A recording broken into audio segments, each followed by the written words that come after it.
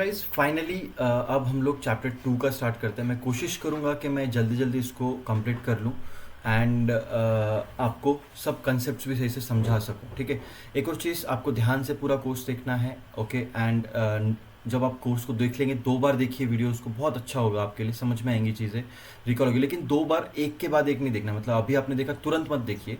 आपने एक बार देखना है, दूसरे दिन आप देखिए, या फिर आप 3 दिन का गैप देके उस वीडियो को वापस देखिए। उससे क्या होगा कि आपका जो रिकॉल होता है ब्रेन में, वो बहुत अच्छे से होता है, वो याद रह जाती हैं चीज़ें। अगर आपने 2 दिन का गैप देखे, अगर आप तुरंत देखेंगे तो वो आप बाद में भूल भी सकते हैं, बट अगर आप थोड़ा सा गैप देके देखेंगे तो आपको याद आएंगी चीज़ें, और वो रिकॉल होके वो ज़्यादा प्रॉपरली आपके ब्रेन में छप जाएंगी सही से। क्योंकि कंसेप्ट बहुत सारे, आपने देखा होगा कि चैप्टर इतना बड़ा है कि उसको ख़त्म होते होते वो ख़त्म नहीं होगा। ठीक है, तो सबसे पहले तो आपको क्या करना है, नोट्स आपको पढ़ लेने हैं। ये चैप्टर तो आपको देखना ही है, उसके बाद में आपको वर्कबुक जो है वो भी पढ़ना है। ठीक है, और कोशिश करिए नोट्स को आप 2 बार पढ़ेंगे। क्यों 2 बार पढ़ना है? क्योंकि फर्स्ट टाइम आप, और नोट्स ही अगर आप पढ़ेंगे तो भी चलेगा, वर्कबुक, क्योंकि वर्कबुक का मैंने बहुत आसान, इसमें बहुत सारी चीज़ें वर्कबुक में जो कंसेप्ट ना क्लियर नहीं है, मैंने उसको मार्क कर दिया, मैं आपको बताऊंगा जब आगे सेशन में आएगा तो। पर वो क्लियर नहीं है, समझ में नहीं आ रही, तो मैंने उसको अलग से थोड़ा सा रिसर्च करके वहाँ पे डेटा ऐड किया है, ताकि मैं आपको अच्छे से समझा सकूँ और आपको भी वो नोट्स में फ़ायदा होगा कहीं ना कहीं पे। ठीक है, तो नोट्स आप पढ़ेंगे तो बेटर है, वर्कबुक भी आप एक बार पढ़ लो अपने सेटिस्फैक्शन के लिए। देन आपको सबसे मेन चीज़, अगर आप एग्ज़ाम दे रहे हैं तो एमसीक्यू सॉल्व करना है, यूडेमी से मैंने बता रखा है, याद से। ओके, मैं इसमें ज़्यादा टाइम वेस्ट नहीं करूँगा क्योंकि मैंने आपको ये स्टार्टिंग में बता रखा है। बट स्टिल जो लोग यूट्यूब पे देख रहे हैं बाद में सेकंड टाइम में, या फिर यूडेमी पे देख रहे हैं, तो उनके लिए ये पूरा सेशन अलग से ऐड हुआ है। ठीक है, आपके लिए पूरा कोर्स एक साथ में ऐड हुआ है, बट जो बाकी लोग देख रहे हैं उनके लिए अलग से, हालांकि यूडेमी भी मैंने फ्री रखा है कोर्स को, बट स्टिल आप लोगों के जो है उनके लोगों के अंडरस्टैंडिंग के लिए मुझे बताना पड़ रहा है। ठीक है, सो अभी हमने इससे पहले देखा था म्यूचुअल फंड देखे थे हमने, प्रेफरेंस सॉरी अपने हमने ETFs देखे थे, हमने इक्विटी शेयर्स देखे, हमने डिबेंचर्स देखे, बॉन्ड्स देखे, नोट्स देखे, उसमें हमने फुल्ली पार्शली कन्वर्टेबल बॉन्ड्स भी देखे थे, राइट, और फॉरेन करेंसी बॉन्ड देखे थे हमने, बहुत सारी चीज़ें हमने देखी इससे पहले। ठीक है, बट अब हमें क्या देखना है, हाइब्रिड। ये जो नॉर्मल प्रोडक्ट्स से नॉर्मल चीज़ें थी ये, लेकिन अब ये हाइब्रिड प्रोडक्ट्स हम लोग देखने वाले हैं। इससे पहले हमने नॉर्मल प्रोडक्ट्स देखे थे। हाइब्रिड मतलब क्या? हाइब्रिड मतलब कि जिन लोगों को नहीं पता है, दो दो चीज़ों का मिक्स होना हाइब्रिड। तो जो इक्विटी है, मैंने आपको बताया, इक्विटी प्लस जो डिबेंचर्स बोल सकते हैं, बॉन्ड्स बोल सकते हैं, इनके जो फीचर्स हैं, इनके जो फीचर्स हैं, ये दोनों मिल के हाइब्रिड बनेंगे। ठीक है, तो लेट्स देखते हैं कौन सा हाइब्रिड प्रोडक्ट्स हैं और क्या वो कैसे वर्क करते हैं, हम लोग देखते हैं। ठीक है, सो हाइब्रिड एंड स्ट्रक्चर प्रोडक्ट में पहला प्रोडक्ट है, फर्स्ट है ये, प्रेफरेंस शेयर। प्रेफरेंस मतलब आप समझ रहे, प्रेफरेंस देना किसी चीज़ को, एक्स्ट्रा प्रायोरिटी देना, एक्स्ट्रा वैल्यू देना, एक्स्ट्रा ध्यान देना उनके ऊपर। ठीक है, प्रेफरेंस शेयर्स मतलब क्या? वो ऐसे शेयर्स जो कि प्रेफरेंस है उनके पास में, कुछ एक्स्ट्रा वैल्यू है उनके पास में। क्या वैल्यू वो हो सकती है? वो वैल्यू एक तो हो सकती है कि उनको डिविडेंड एक्स्ट्रा मिल रहा हो, या उनके वोटिंग राइट एक्स्ट्रा हो, कि भाई हमारे पास में एक का डिविडेंड है, उनके पास में एक का वोटिंग राइट है, उनके पास में 2 का वोटिंग राइट है। डिविडेंड में भी क्या हो रहा है कि क्या होता है, जब EPS से जो रिटेन की हुई अर्निंग होती है वो निकाल देते हैं तो DPS बचता है, एंड फिर ये DPS लोगों को नंबर ऑफ शेयर्स में बांटा जाता है, कि अगर ये 2 रुपये का DPS बांट रहे हैं, तो अगर किसी के पास में 100 क्वांटिटी तो उसको 200 रुपये मिलेंगे। तो ये जो है बांटा जाता है लोगों में। ठीक है, बट द थिंग इज के ये बांटा तो जाता है लोगों में, बट इनका कहना ये है प्रेफरेंस शेयर वालों का कि हमें सबसे पहले दिया जाए वो। ठीक है, या फिर अगर कंपनी वाइंड अप होती है, मतलब कि ख़त्म हो जाती है, मतलब अगर कंपनी कल को ख़त्म हो जाती है या फिर उसको बंद करने जा रहे हैं, तो उस टाइम पे सबसे पहले जो एसेट बेच के जो पैसा मिलेगा, एसेट सेलिंग करके जो पैसा मिलेगा, वो सबसे पहले दिया जाएगा इन प्रेफरेंस शेयर वालों को, प्रेफरेंस शेयर वालों को दिया जाएगा। बाद में फिर जो बाकी इक्विटी शेयर्स हैं, इक्विटी शेयर होल्डर्स हैं, उनको दिया जाएगा। समझ में आ रही बात? तो अभी एक बार इसको पढ़ के समझेंगे, ये तो मैं होप आपको मैंने समझा दिया। उससे पहले मैं आपको एक बेसिक कंसेप्ट समझाना चाहूँगा। लेकिन उससे पहले आपको ध्यान देना, देखो क्या करिए, इसको नोट्स में लिख लीजिए, कहीं पे पेज पे लिख दीजिए। हालांकि ये मुझे अभी बताना भी नहीं चाहिए, इसका कोई रोल नहीं है बता के, लेकिन मैं अगर अभी बताऊंगा जैसे मैंने आपको बोला तो आपका रिकॉल होगा बाद में, एंड वो बहुत अच्छे से याद रहेगा आपको। ठीक है, आपको एक समझना है, नेट सेल्स जो सॉरी सेल्स जो होती हैं कंपनी के, जो सेल्स होते हैं, सेल्स मतलब जब कोई भी कंपनी कुछ बेचती है, जैसे कि एक बाइक बेच रही है, ठीक है, तो उसने अगर एक एक बाइक की कीमत 1 लाख है, उसने अगर 50 बाइक्स बेचे, तो 50 बाइक के 50 बाइक के हो जाए, 50 बाइक्स बेचे, 50 बाइक्स बेचे, तो उस 50 बाइक्स का जो है 50 लाख रुपए उसका जो है सेल्स हुआ है। समझ में आ रहा है? तो जो सेल्स होता है कहीं ना कहीं पे, मैं इसको इस तरीके से लिखता हूँ कुछ तो ज़्यादा बेटर रहेगा मेरे हिसाब से। देखो मैं बना के लिखूंगा तो आपको समझ में आएंगी चीज़ें।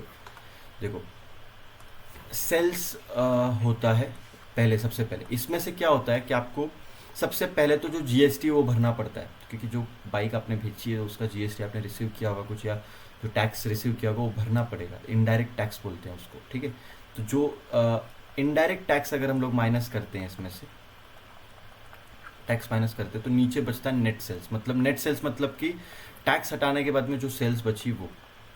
यहाँ तक ये समझ में आ गई बात आपको? नेट सेल्स में से कॉस्ट ऑफ गुड सोल्ड निकाल दिया, जो जो कॉस्ट लगी उस पर्टिकुलर बाइक के लिए वो अगर निकाल दी, तो हमारा नीचे बचता है ग्रॉस प्रॉफिट।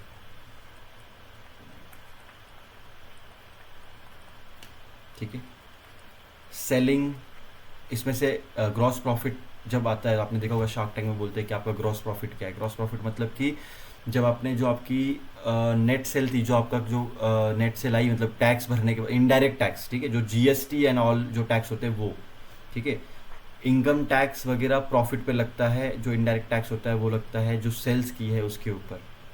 वो जो जो इनडायरेक्ट टैक्स हम लोग लोगों से लेते हैं, अगर कोई बिजनेस है, जैसे अगर मैं आपको कोई कोर्स बेच रहा हूँ, तो मुझे आपसे 15,000 प्लस जीएसटी मिला, तो मेरी जो सेल्स है वो है 17,700, बट उसमें से जो जीएसटी है 2,700 रुपये का हट जाएगा, ओ सॉरी 2,700 रुपये का हट जाएगा, जो कि है इनडायरेक्ट टैक्स, तो ये मेरी नेट सेल होगी। समझ में आई? उस नेट सेल में से फिर जो भी मेरा कॉस्ट है वो निकलेगा, तो नीचे ग्रॉस प्रॉफिट बचेगा। समझ में आ रहा है ना आपको? तो ग्रॉस प्रॉफिट, तो अभी जो सेल्स है उसमें ग्रॉस प्रॉफिट जो बचता है उसमें से जो, एक second sorry, saving and administrating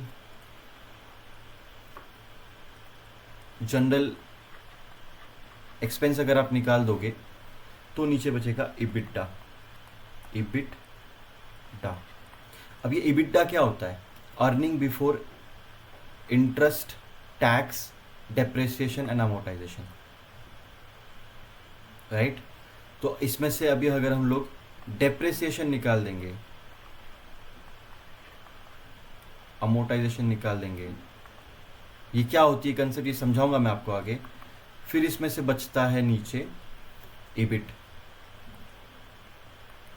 अब ये क्या है इबिट? मतलब कि ऐसी अर्निंग जिसमें से अभी टैक्स भरना बाकी है। ठीक है, इसमें से फिर हम लोग क्या करेंगे, अभी टैक्स भरेंगे और इंटरेस्ट भरेंगे, जो भी हमने लोन ले रखा है उसका। फिर आएगा आपका इबिट के बाद में नीचे नेट प्रॉफिट। अब ये नेट प्रॉफिट टोटल कंपनी का नेट प्रॉफिट है। ठीक है, टोटल कंपनी का नेट प्रॉफिट है। ये मैं क्यों समझा रहा हूँ अभी मैं आपको आगे समझाऊंगा। ये आप बोलेंगे यार जयेश भाई ये इतना अंदर तक डीप तक लेके जाने की क्या ज़रूरत थी आपको, बट ये ज़रूरी है, समझाता हूँ मैं आपको। तो जो उसके बाद में नेट प्रॉफिट बचता है, तो अभी क्या होता है ये मुझे समझ में नहीं, जब मैंने सीखना स्टार्ट किया था ना आरई का, क्योंकि मेरा भी फिनेंस से बैकग्राउंड नहीं था, तो कहीं ना कहीं पे मेरे लिए वो हार्ड हो गया था उस टाइम पे। हालांकि एमबीए फिनेंस मेरा हुआ है नो डाउट, बट कहीं ना कहीं पे मैं एक कंप्यूटर इंजीनियर हूँ पहले, तो जो फाइनेंशियल कंसेप्ट है वो मेरे लिए हार्ड। जब मैंने नया नया स्टार्ट किया था एमबीए की फिनेंस से भी पहले, जब मैंने इसको सीखना स्टार्ट किया था, तब मेरे लिए कन्फ्यूजन होता था बहुत बड़ा। तो नेट प्रॉफिट जब इसको हम लोग डिवाइड करते हैं आउटस्टैंडिंग शेयर से, जो टोटल कंपनी के शेयर्स हैं, शेयर से, तो नीचे बचता है EPS, earning per share. Earning per एक शेयर की क्या कीमत है, राइट, समझ रहे? तो net profit divide by outstanding share करेंगे तो बचता है ईपीएस। ठीक है, अब ये जो ईपीएस होता है, ये जो ईपीएस होता है, इसका परसेंटेज, अगर इसका 60% रिटर्न कर लिया, रिटर्न कर लिया सपोज तो अर्निंग का, तो जो बचेगा 40% वो रहेगा डीपीएस, मतलब dividend per share, dividend per share. अब बस समझ लो एक कुंडली है इसकी डिविडेंड की, या फिर जो भी सम्स भी आएंगे आगे, बस इसके ऊपर ही सब रहेगा। मैं इसको बार बार बना के आपको दिखाऊंगा, बार बार बना के मैं आपको इसको दिखाने वाला हूँ आगे चल के। इसको लिख लो कहीं पे, ये ऐसा समझ लो एग्ज़ाम में जाओगे ना जब आप अंदर, सबसे पहले इसको नोट कर लेना कहीं पे पेज पे साइड में। बस इसी से सारे सम्स हम लोग भी सॉल्व करेंगे और इसी सब कुछ होगा।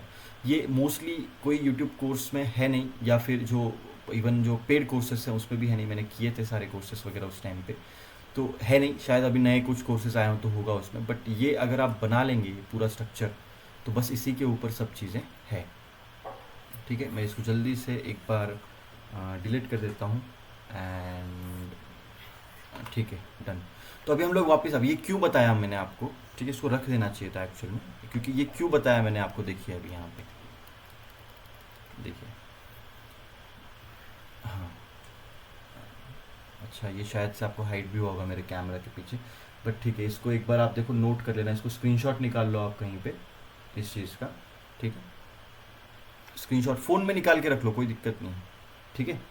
यस, अभी मैं इसको वापस लेके आता हूँ यहाँ पे, और हम लोग क्या कर लेंगे, आई एम एक्सट्रीमली सॉरी, मैं आपका टाइम वेस्ट कर रहा हूँ बहुत ज़्यादा, बट समझ लीजिए, या फिर मैं इसको कट भी कर दूंगा ताकि आपका टाइम वेस्टेज ना हो, ठीक है।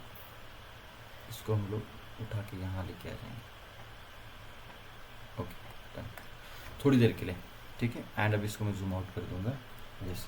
तो अभी देखेंगे आप कि क्या इसमें लिखा है, देखिए पढ़िए, आपको दिखाता हूँ मैं। तो जो प्रेफरेंस शेयर, ये तो मैंने आपको पढ़ा दिया ऑलरेडी। प्रेफरेंस शेयर्स जो होते हैं, as their name indicates, it's a special kind of equity shares, ठीक है, which have preference over a common ordinary equity shares at the time of dividend. तो एक तो time of the dividend pay होगा, या फिर at the time of the repayment of the capital event when the wind up of the company, ठीक है। Preference shares resembles equity payment, preference share resembles equity and repayment to them in the term of as a dividend, ठीक है। तो जो dividend होता है यहाँ पे प्रेफरेंस शेयर को ज़्यादा दिया जाता है, या फिर टाइम पे दिया जाता है, या फिर बोल सकते हैं कि उनको जब कंपनी वाइंड अप होगी तो सबसे पहले पैसा दिया जाएगा, ठीक है। जो कंपनी का टोटल कंपनी की जो वैल्यू है, जब उसको बेचेंगे, एसेट्स उसके बेचेंगे, तो सबसे पहले उनको दिया जाएगा। And the same is paid from the profit after tax. Profit after tax क्या है अभी, तो डिविडेंड जो है प्रॉफिट आफ्टर टैक्स, मतलब देखो प्रॉफिट आफ्टर टैक्स, तो ये टैक्स है, प्रॉफिट आफ्टर, तो जो प्रॉफिट आफ्टर टैक्स है नेट प्रॉफिट, यही इसको ही बोला जाता है प्रॉफिट आफ्टर टैक्स। और ये क्या है, प्रॉफिट बिफोर टैक्स, क्योंकि टैक्स भरने से पहले profit before tax, profit after tax. तो ये समझाने के लिए मुझे आपको ये ड्रॉ करना पड़ा था। तो यहाँ पे लिखा हुआ है कि dividend and the same is from the dividend profit after tax, and dividend payment is not an obligation unlike interest, okay, ठीक है। तो जो बाकी लोगों को, जैसे अभी देखो इसमें क्या एक और चीज़ यहाँ पे लिखी हुई है, preference share do not carry any voting right, ठीक है। तो हालांकि मैंने आपको बताया कि वोटिंग राइट प्रेफरेंस शेयर के लिए होता है, पर अगर वो दिया हुआ है तो मोस्ट ऑफ द केसेस में वोटिंग राइट नहीं होता है। इवन जब आप एग्जाम में भी कुछ आएगा ऐसा, तो वहाँ पे भी आपको, हालांकि इस पर क्वेश्चन तो आएगा नहीं, बट स्टिल क्योंकि 4% का है, उसमें क्या क्या आपसे पूछ लेंगे, बट स्टिल आप याद रखिए कि वोटिंग राइट्स नहीं होते हैं प्रेफरेंस शेयर को। राइट ओवर रेसिडुअल एसेट, ठीक है, ऑफ द कंपनी, तो जो एसेट है कंपनी के, उस पर सबसे पहला अधिकार जो है वो प्रेफरेंस शेयर वालों का रहेगा। क्लियर है। देन जब वाइंडिंग होगा तब लिखा हुआ है, ठीक है। तो जो एसेट के ऊपर पहला अधिकार रहेगा प्रेफरेंस शेयर वालों का जब कंपनी वाइंड अप होगी। क्लियर हो गया इतना। Preference shares resembles the depth instrument because they offer pre determined rate of dividend.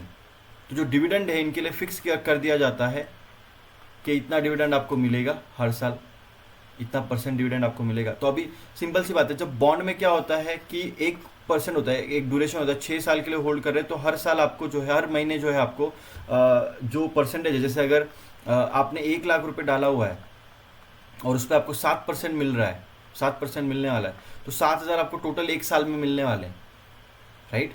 तो 500 करके या जो अमाउंट आएगी 12 से डिवाइड करेंगे तो वो आपको अगर मिलती जाएगी हर महीने, तो ये आपको हर महीने एक महीने मिल रहा है।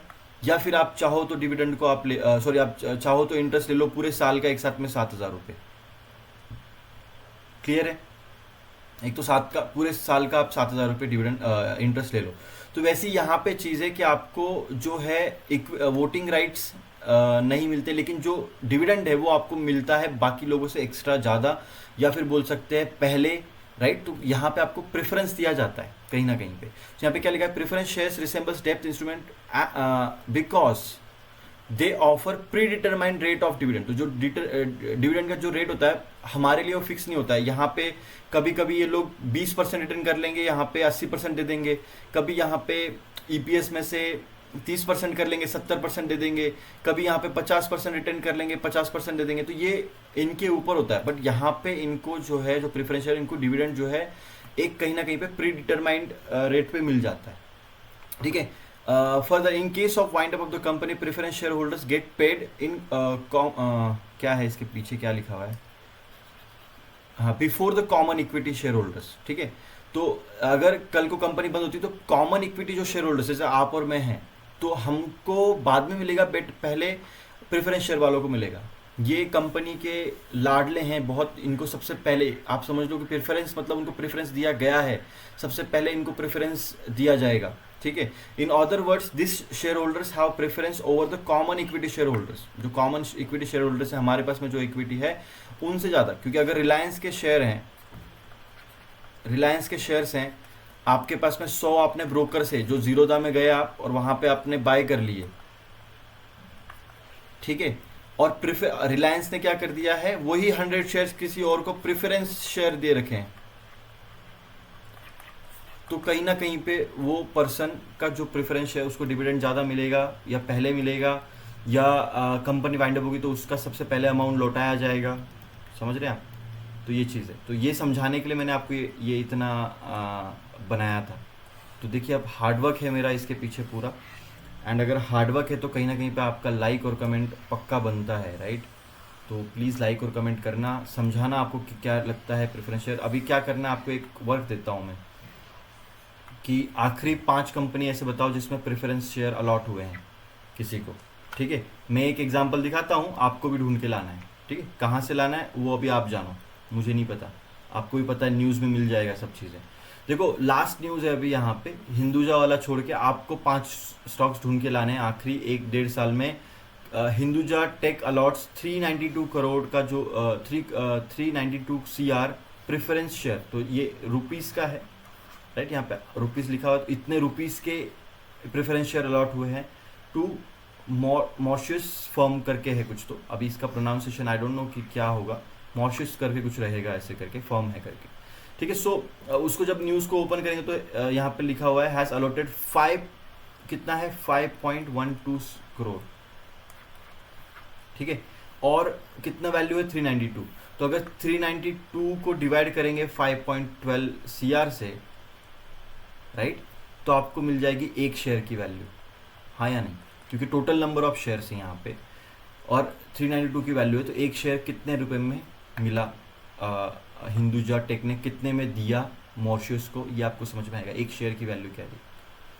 और उसमें एक और चीज़ लिखी, देखो यहाँ पे कन्वर्टिबल प्रेफरेंस दिया है, मतलब कि कन्वर्टिबल इसको शेयर्स दे रखे हैं यहाँ पे लिखा हुआ है, ठीक है। बाकी अभी क्या है लिखा है वो आप पढ़ लो, या उसकी ज़रूरत भी नहीं है पढ़ना, लेकिन एक न्यूज़ दिखाना था। ये इससे आपको समझ में आएगा कि आप कल को कुछ न्यूज़ आती है नई, तो वो आपको समझ में आने लगेंगी, क्योंकि आपको पता है कि प्रेफरेंस शेयर क्या होता है। Okay, understood. तो अब बढ़ते हैं आगे। Convertible debenture and bonds. Convertible debenture, देखो नाम में सब कुछ है, प्रेफरेंस शेयर में भी नाम में था, यहां पर भी देखेंगे अगर आप तो नाम में सब कुछ दे रखा है। कन्वर्टिबल मतलब कि कन्वर्ट होने की ताकत है उसमें। और क्या है ये, डिबेंचर है और बॉन्ड्स है। तो डिबेंचर और बॉन्ड किस में कन्वर्ट हो सकते हैं, बताओ मुझे, किस में हो सकते हैं? हो के कन्वर्ट इक्विटी में हो सकते हैं। सिंपल सा लॉजिक है बहुत, ठीक है। तो इसकी डेफिनेशन बिना देखे आप बता दोगे कि डिबेंचर और बॉन्ड्स, ऐसे डिबेंचर और बॉन्ड्स जो कि कन्वर्ट होने की ताकत रखते हैं इक्विटी में। So convertible debentures are the डेप्ट इंस्ट्रूमेंट, ये तो पता है हमको, डिबेंचर्स क्या होते हैं, डेप्ट इंस्ट्रूमेंट्स होते हैं, that can be converted into the equity shares of the company at future date. जो भी डेट होगी फ्यूचर, उसके ऊपर वो कन्वर्ट हो सकते हैं। This security also feature both डेप्ट एंड इक्विटी। कैसे बोथ डेप्ट और इक्विटी? कैसे हाइब्रिड क्यों बोला गया, दोनों डेप्ट है इक्विटी क्यों बोला गया है? क्योंकि यहाँ पे डेप्ट का क्या बता रहे हैं, ये दोनों जो हैं ये डेप्ट के हैं और ये जो है ये इक्विटी का है। तो दोनों फीचर्स इसमें दे रखे हैं, दोनों फीचर्स है। आप चाहो तब डेप्ट को कन्वर्ट करके इक्विटी में कन्वर्ट कर दो। जो लोन आपने दे रखा है कंपनी को, वो पैसा नहीं चुका पा रही है, तो नहीं भाई मुझे इक्विटी में कन्वर्ट करवा दो, मैं बाद में शेयर्स बेच के निकल जाऊंगा। ठीक है, समझ में आ रही चीज़ें? तो आई होप इतना आपको क्लियर हो चुका है एंड कुछ इसमें डाउट्स आपको नहीं है, ये मैं मानता हूँ, राइट। एंड हम लोग बढ़ते हैं आगे। कुछ ज़्यादा हार्ड नहीं था इसमें, राइट, सिंपल सा था।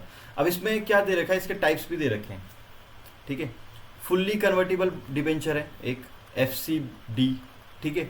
फुल्ली कन्वर्टिबल मतलब कि आप पूरा का पूरा जो वैल्यू है डिबेंचर का जो पूरा वैल्यू है 100%, आप उसको फुल्ली कन्वर्ट कर सकते हो, right. When entire face value of debenture is converted into equity share. क्या होता है, जब आप कोई डिबेंचर बाय करते हो या बॉन्ड बाय करते हो, तो मैंने आपको कल भी बताया था उसका एक फेस वैल्यू होता है कि एक बॉन्ड का वैल्यू 1000 रुपये है। आपने ऐसे 100 बॉन्ड बाय कर दी तो आपने 1 लाख रुपए उसमें डाल दिए, राइट। उस पर 7% का इंटरेस्ट है, राइट। उसकी एक मिनिमम वैल्यू दे रखी होगी, 7% का इंटरेस्ट है, तो 7,000 रुपये इसका जो है 7,000 रुपये आपको मिल जाएंगे साल के एंड में, ठीक है। पर एक अगर आप बॉन्ड लेते, सिंगल बॉन्ड लेते, यहाँ पे देखिए आप, ये सिंगल बॉन्ड लेते तो आपको 70 रुपये मिलते 7% के हिसाब से, राइट। गलत नहीं हो तो मैं, यस, 70 रुपये मिलते एक बॉन्ड के हिसाब से। तो जो फेस वैल्यू होती है ये इसका परसेंट माना। अगर आपने कल को कन्वर्ट करना है, सपोज आपके बॉन्ड में लिखा होता है कि आप 50% कन्वर्ट कर सकते हैं, बाकी 50% रहना पड़ेगा। तो जो फेस वैल्यू है इसका 50% मतलब 500 रुपये आपका इक्विटी शेयर में कन्वर्ट हो जाएगा, एंड जो बाकी 500 रुपये वो बॉन्ड में ही रहेगा, उसको आपको रिडीम करवाना पड़ेगा। समझ में आ रही है? तो इसके लिए यहाँ पे ये स्टेटमेंट दे रखा है, यहाँ पे जो लिखा हुआ है ये समझाने के लिए मैंने आपको ये बताया है। देखो यहाँ पे समझाने के लिए बताया है, when the entire face value, पूरी की पूरी फेस वैल्यू 100% फेस वैल्यू की जो है 100%, अगर आप डिबेंचर में इसको कन्वर्ट कर देंगे तो ये फुल्ली कन्वर्टेबल डिबेंचर होगा, या इफ आप उसको कन्वर्ट कर सकते हैं तो, ठीक है। पार्शियली कन्वर्टेबल मतलब कि when the portion of the debenture is converted into the equity, कुछ एक पार्ट जो है, जैसे 50% जैसे मैंने भी आपको बताया, वो एक पार्शियली कन्वर्टेबल हो गया। ऑप्शनली आपको करना है तो करो, नहीं करोगे तो भी दैट्स टोटली ओके, ठीक है। लेकिन पार्शियली ऑप्शनली कन्वर्ट मतलब कि आपको आपकी मर्जी पे, optionally converted debentures are convertible into equity shares at least discretion of the debenture holders who may choose to convert them into equity, जो चाहते हैं वो करना, ठीक है। और continue to hold instrument as a डेप्ट, अगर वो चाहते हैं डेप्ट में रखना तो डेप्ट में रखेंगे, अगर वो चाहते हैं इक्विटी में करना है तो वो इक्विटी में कन्वर्ट कर लेंगे, ठीक है। क्लियर है? अब इसमें कुछ चीज़ें हैं, जैसे आपको कुछ पहले ऐसा नहीं कि आप डिबेंचर ले लो बाद में देखोगे भाई क्या है डिबेंचर। जब भी आप कोई डिबेंचर या बॉन्ड इशू करवाते हो किसी से, या उसको पैसे दे के बॉन्ड लेते हो, तो उसमें सब चीज़ें मेंशन होनी चाहिए, ठीक है। कि जो कन्वर्जन है, जो कन्वर्जन होने वाला है इक्विटी में, ये कब होगा, कब तक हो सकता है, क्या एक्सपायरी डेट है उसकी, या कितना परसेंट में होगा, ठीक है, ये सब चीज़ें होनी चाहिए। क्या इंटरेस्ट रेट है, ठीक है, ये सब चीज़ें को यहाँ पे वही लिखा हो। रेशो क्या है, कितना रेशो में, मतलब यही परसेंट, मतलब यही रेशो में कितना कि भाई 1:2 रहेगा, तो पूरा अगर एक है तो उसके 2 पार्ट्स ऐसे, मतलब। तो यहाँ पे ratio of conversion, date on which it can be converted, price at which share will be allotted to the share, क्योंकि जो अगर आपको कन्वर्ट करना है इक्विटी में, तो उस टाइम पे अगर शेयर की प्राइस 1,000 रुपये चल रही है और आपको बोलते कि नहीं हम 500 पे देंगे या जो है आपको 800 पे देंगे, तो 200 रुपये का नुकसान थोड़ी लोगे आप, राइट। तो ये पहले ही आपको वहां पे देख लेना है कि कौन से शेयर प्राइस, किस शेयर प्राइस के ऊपर आपको वो अलॉट होगा। This is at the discount to the market price. वो मार्केट प्राइस अगर 1,000 रुपये रहेगी तो उससे आपको 800 रुपये में मिल जाता है, तो कहीं ना कहीं पे आपके लिए बेनिफिट होता है, ठीक है। इक्विटी शेयर आपको कम प्राइस में मिल जाता है, या आपको 890 या 950 में 50 पॉइंट, इतना बड़ा डिफरेंस नहीं होगा, बट हाँ 50-60 पॉइंट के डिफरेंस से प्रीमियम मिल जाएगा आपको उसके ऊपर 50 रुपये का। तो आप तुरंत बेचोगे तो 50 रुपये का इंस्टेंट प्रॉफिट आपको मिलना ही है, जितने भी आपके शेयर्स हैं, वैल्यूज के शेयर्स हैं, ठीक है। Proportion of the debenture that will be converted into the equity shares, okay. So I hope इतना क्लियर है। अब देखो यहाँ पे 2 न्यूज़ हैं आपको देखना है। अभी ये 1 मंथ पहले की न्यूज़ है ग्रासिम की, और 6 दिन पहले की न्यूज़ है शेयर चैट की। तो ग्रासिम की जो न्यूज़ है, raises it's first sustainability linked non convertible debenture. तो ये नॉन कन्वर्टेबल डिवेंचर है जो कन्वर्ट नहीं होंगे इक्विटी में। तो आपको अभी कल को जब आप न्यूज़ पढ़ेंगे तो आपको पढ़ना, देखो यार भाई इन्होंने रेज किया है डिवेंचर से पैसा, ठीक है। कितना पैसा रेज किया है, 1250 करोड़ दिख रहा है यहाँ पे, राइट। 1250 करोड़ दिख रहा है यहाँ पे। तो इन्होंने डिवेंचर लाए थे, मार्केट में बॉन्ड्स लाए थे, इनको पैसे की जरूरत थी 1250 करोड़ की, तो 1250 करोड़ लेके आ गए, और उन्होंने उसके बदले में नॉन कन्वर्टेबल डिवेंचर दिए जो कि इक्विटी में कन्वर्ट नहीं होंगे। तो कल को ग्रासिम के शेयर्स में वो कन्वर्ट नहीं होंगे, समझ में आ रहा है। तो ये न्यूज़ आपको बतानी पड़ती है कंपनी को, और सेबी ने बोल रखा है कि आपको ये सबसे पहले, ये कॉर्पोरेट एक्शंस में भी आता है कि आपको हर एक चीज़ बतानी है, हर एक चीज़ वो बताना है, ठीक है। यहाँ पे लिखा, अब इसको अगर पढ़ना है तो आप उसको ओपन करके पूरा पढ़ सकते हैं क्या क्या चीज़ें उसमें हुई। Share chart raises 49 million dollars है, देखो यहाँ पे रुपीज़ है, INR है, यहाँ पे डॉलर है, मिलियन वाया कन्वर्टिबल डिवेंचर्स। अभी कन्वर्टिबल डिवेंचर्स है, मतलब अगर कल को ये पैसा नहीं चुका पाते हैं बॉन्ड का, तो जो कंपनी है वो जिन्होंने जो इन्वेस्टर्स हैं वो अपने कन्वर्ट कर सकते हैं शेयर्स के अंदर, तो कन्वर्टिबल है। और फ्रॉम दी एग्जिस्टिंग इन्वेस्टर्स है, जो पहले के जो इन्वेस्टर्स हैं उनको ही दिया है, ये भी बताया जा रहा है। हालांकि शेयर चार्ट जो है स्टॉक मार्केट में लिस्टेड नहीं है, बट स्टिल वो न्यूज़ आपको यहाँ पे आई है। तो आपको समझ में आ रहा है क्या मतलब इसका, मतलब तो ये मिंट के वेबसाइट पे आपको मिल गई है न्यूज़ यहाँ पे। तो आई होप कि आपको ये समझ में आ गया हो। अरे ये नीचे लोड क्यों नहीं हो रहा है, okay let me fix it. नीचे लोड नहीं हो रहा है, फिक्स करके मैं कंटिन्यू करता हूँ। सो गाइस लोड हो गया है डेटा, थोड़ा सा दिक्कत आ गई थी, मैं इसको छोटा कर लेता हूँ, ठीक है। इतना ओके है ना, क्योंकि मुझे नहीं लगता कि मेरी स्क्रीन इससे बड़ी होनी भी चाहिए, क्योंकि साइड में मुझे आपको ज़्यादा, क्योंकि वो डेटा सही से लोड नहीं होता है, फिर इशू हो जाता है। वो आपको मेरे जो वेब कैम है उसके पीछे का आपको दिखता नहीं है, तो आई गेस इतना इमेज मेरा सही है, राइट। सो बढ़ते हैं आगे। आगे है Indian depository receipts, IDR, GDR global depository receipts and American depository receipts. अब ये क्या होता है, देखो इसको समझने के लिए थोड़ा सा समझेंगे हम लोग। डिपॉजिटरी रिसिप्ट्स मतलब क्या? Depository receipts DRs are the financial instruments that represent share of foreign company. Okay, this depository receipt trade in a local market. Okay, it is issued and are dominated in the local currency. तो DR मतलब क्या? हमारे देश में कोई, suppose India है ये, ठीक है, इंडिया है ये, और इंडिया के अंदर एक DR आया है, इंडिया के अंदर एक DR आ रखा है, डिपॉजिटरी रिसिप्ट आ रखी है, और हम लोग उसको सब ट्रेड कर रहे हैं मिलके।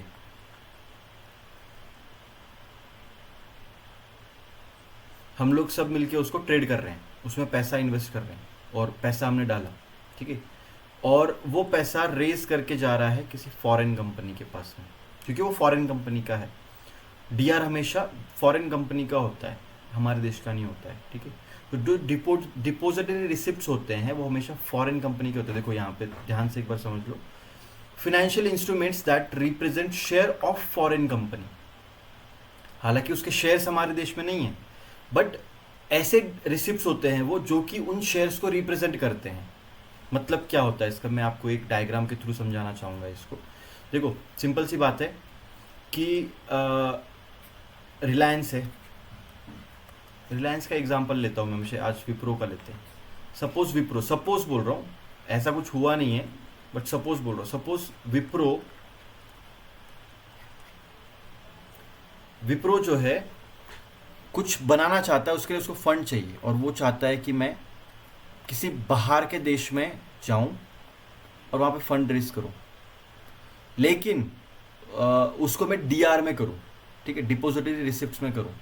तो वो क्या करेगा, यहाँ पे इंडिया में एक बैंक रहेगी, उसके पास में अपने शेयर्स लेके जाएगा कि ये मेरे शेयर्स हैं, इसको आप गिरवी रख लो, उसके बदले एक सर्टिफिकेट दे दो। ये सर्टिफिकेट जाएगा कस्टोडियन, मतलब एक बैंक रहेगी, कस्टोडियन मतलब देना पड़ेगा इसको हमें।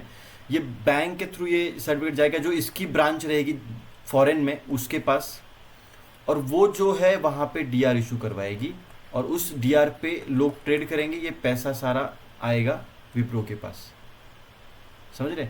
उसके बदले विप्रो ने क्या दिया है, विप्रो ने दिया है उसके बदले जो है अपने शेयर्स, सिक्योरिटीज दे रखी है। तो जो शायद से विजय माल्या का केस हुआ था उसमें सिक्योरिटीज उसने देना बंद कर दिए थे और पैसे उसने सारे इशू करवा लिए थे। विजय माल्या का नहीं, सॉरी, पीएनबी का जो हुआ था नीरव मोदी का, उसके केस में ऐसा कुछ होता, लेकिन वो शायद से डीआर नहीं थे, वो इंडिया का ही कुछ तो था, बट ठीक है, वो चेक करना पड़ेगा एक बार, उसके ऊपर काफ़ी वीडियोस आपको मिल जाएंगे। बट आपको समझ में आ गई कंसेप्ट क्या है। देखो यहाँ पे वही लिखा है, अ कंपनी और investor delivers a specific quantity, company Wipro या फिर कोई इन्वेस्टर जैसे हम और आप जो बड़े इन्वेस्टर जो इनको पैसे, हाँ, तो delivers a specific quantity of the shares to the bank. तो उन्होंने बैंक को जाके स्पेसिफिक शेयर दे दिए कंपनी ने। The bank place the security in its custodians account, जो इसका कस्टोडियन अकाउंट है, यहाँ पे कस्टोडियन अकाउंट है जो दूसरे कंट्री में है, custodian account in the country where the company is domicile. Okay, तो उसके कस्टोडियन अकाउंट में जो है वो डाल देगी and the bank then issue the certificate. ये जो बैंक रहेगा कस्टोडियन, ये बैंक जो रहेगा इशू द डिपोजिटरी रिसिप्ट, जो डीआर जो है ये उसके बदले देगा, और ये डीआर जो है such shares of the investor in the overseas market, ठीक है। तो यहाँ पर जो डीआर ट्रेड होंगे इस कंट्री में, जैसे यूएस में, ये यूएस में हमने इसको किया है, तो यूएस में जो डीआर ट्रेड हो रहे हैं वो है विप्रो के, और बट वो जो बैंक के थ्रू आए हैं वो बैंक जो है पार्टनरशिप में है कहीं ना कहीं पे उस बैंक के साथ में जो विप्रो के शेयर्स गिरवी रख के बैठा हुआ है, ठीक है। तो इस तरीके से काम चलता है। तो जो डिपोजिटरी रिसिप्ट है, ये तो समझ में आ गया आपको। यहाँ पे ये बहुत इंपॉर्टेंट टॉपिक है क्योंकि इसके ऊपर से क्वेश्चन आता है, फिक्स आता है। आईडीआर के ऊपर तो फिक्स एक क्वेश्चन मुझे लगता है आता ही होगा, ठीक है। आईडीआर के ऊपर बहुत सारे क्वेश्चन थे उसके अंदर। तो अभी आपको डिपोजिटरी रिसिप्ट क्लियर हो गया, तो ये कंसेप्ट क्लियर हो गई, आपको समझ में आ गई क्या थी। अब मैं आपको समझाता हूँ यहाँ पे जूम करके, थोड़ा सा ज़्यादा बेटर रहेगा वो। यस, डिपोजिटरी रिसिप्ट तो आप समझ गए। इफ द इशूइंग कंपनी, हाँ, if the issuing company is the one that delivers the security, okay, and initiate the process. तो अगर कोई कंपनी है जिसके शेयर्स गिरवी रख के हुआ है, तो it is referred as a sponsored deposit, sponsored depository receipt. तो कंपनी के जो डीआर हैं, जो कंपनी के डीआर हैं वो सॉरी कंपनी के शेयर्स गिरवी रख के अगर डीआर बनाए गए हैं तो उनको बोलेंगे स्पॉन्सर्ड डिपोजिटरी रिसिप्ट्स। इसके ऊपर क्वेश्चन आ सकता है, याद रखना। तो जो स्पॉन्सर्ड डिपोजिटरी रिसिप्ट्स होते हैं दे can be listed in exchange. तो आपको क्वेश्चन ऐसा आएगा कि dash dash depository receipts can be listed in stock exchange and can be traded. तो कौन से रहेंगे वो? स्पॉन्सर्ड डिपोजिटरी रिसिप्ट्स रहेंगे। और कौन से स्पॉन्सर्ड होते हैं, जो कि कंपनी के द्वारा इनिशिएट किए गए। Okay, companies that want their DRs to be listed should be apply for the listing and should be comply with all the listing जो है रिक्वायरमेंट्स जो भी रहेंगी उसकी लिस्टिंग की, उसके साथ में वो मैच होने चाहिए। ठीक है।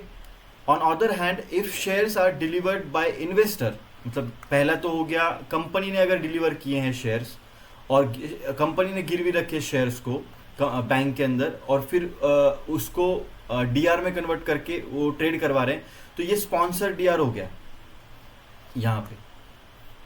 लेकिन अगर कोई इन्वेस्टर है, ठीक है, अगर वो अगर करता है डीआर इशू, तो वो अनस्पॉन्सर्ड डीआर रहेंगे। Typically unsponsored DR are not allowed to trade in market. ठीक है, देखो मैं बता देता हूं फिर से एक बार आपको। डीआर है, डीआर इशू करना है, दो लोग कर सकते हैं, एक तो कंपनी कर सकती है, राइट, या फिर कौन कर सकता है, इन्वेस्टर आपके जैसा, मेरे जैसा, या कोई बड़ा बहुत ही बड़ा इन्वेस्टर हो, ठीक है, उसके उसमें करोड़ों में है। दो लोग डीआर कर सकते हैं, शेयर्स अपने गिरवी रख के पैसा रेज कर सकते हैं, अपने शेयर्स को गिरवी रख के पैसा रेज कर सकते हैं।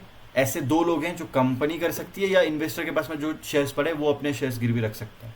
तो जो कंपनी अगर करेगी, शेयर्स को बैंक में कस्टोडियन के पास में रख के डीआर करती है और दूसरे देश में ट्रेड करवाती है, दूसरे देश में लेके आती है, तो ये जो कहलाएंगे वो स्पॉन्सर्ड डीआर कहलाएंगे। और ये जो इन्वेस्टर करेगा तो वो अनस्पॉन्सर्ड कहलाएंगे। ठीक है। अब ये क्या होता है, जो स्पॉन्सर्ड है वही खाली ट्रेडेबल है मार्केट में। मतलब मार्केट में जो रेगुलेटरी जो होती है, एनवायरनमेंट जो होता है, वो कहता है कि जो स्पॉन्सर्ड डीआर से वही हम लोग ट्रेड करने देंगे, बाकी आप जो अनस्पॉन्सर्ड है वो आप फिर काउंटर पार्टीज में ट्रेड करो। काउंटर पार्टीज में मतलब अपने अपने हिसाब से उसको बिकवाओ या जो भी है उससे वहां से रेज करो।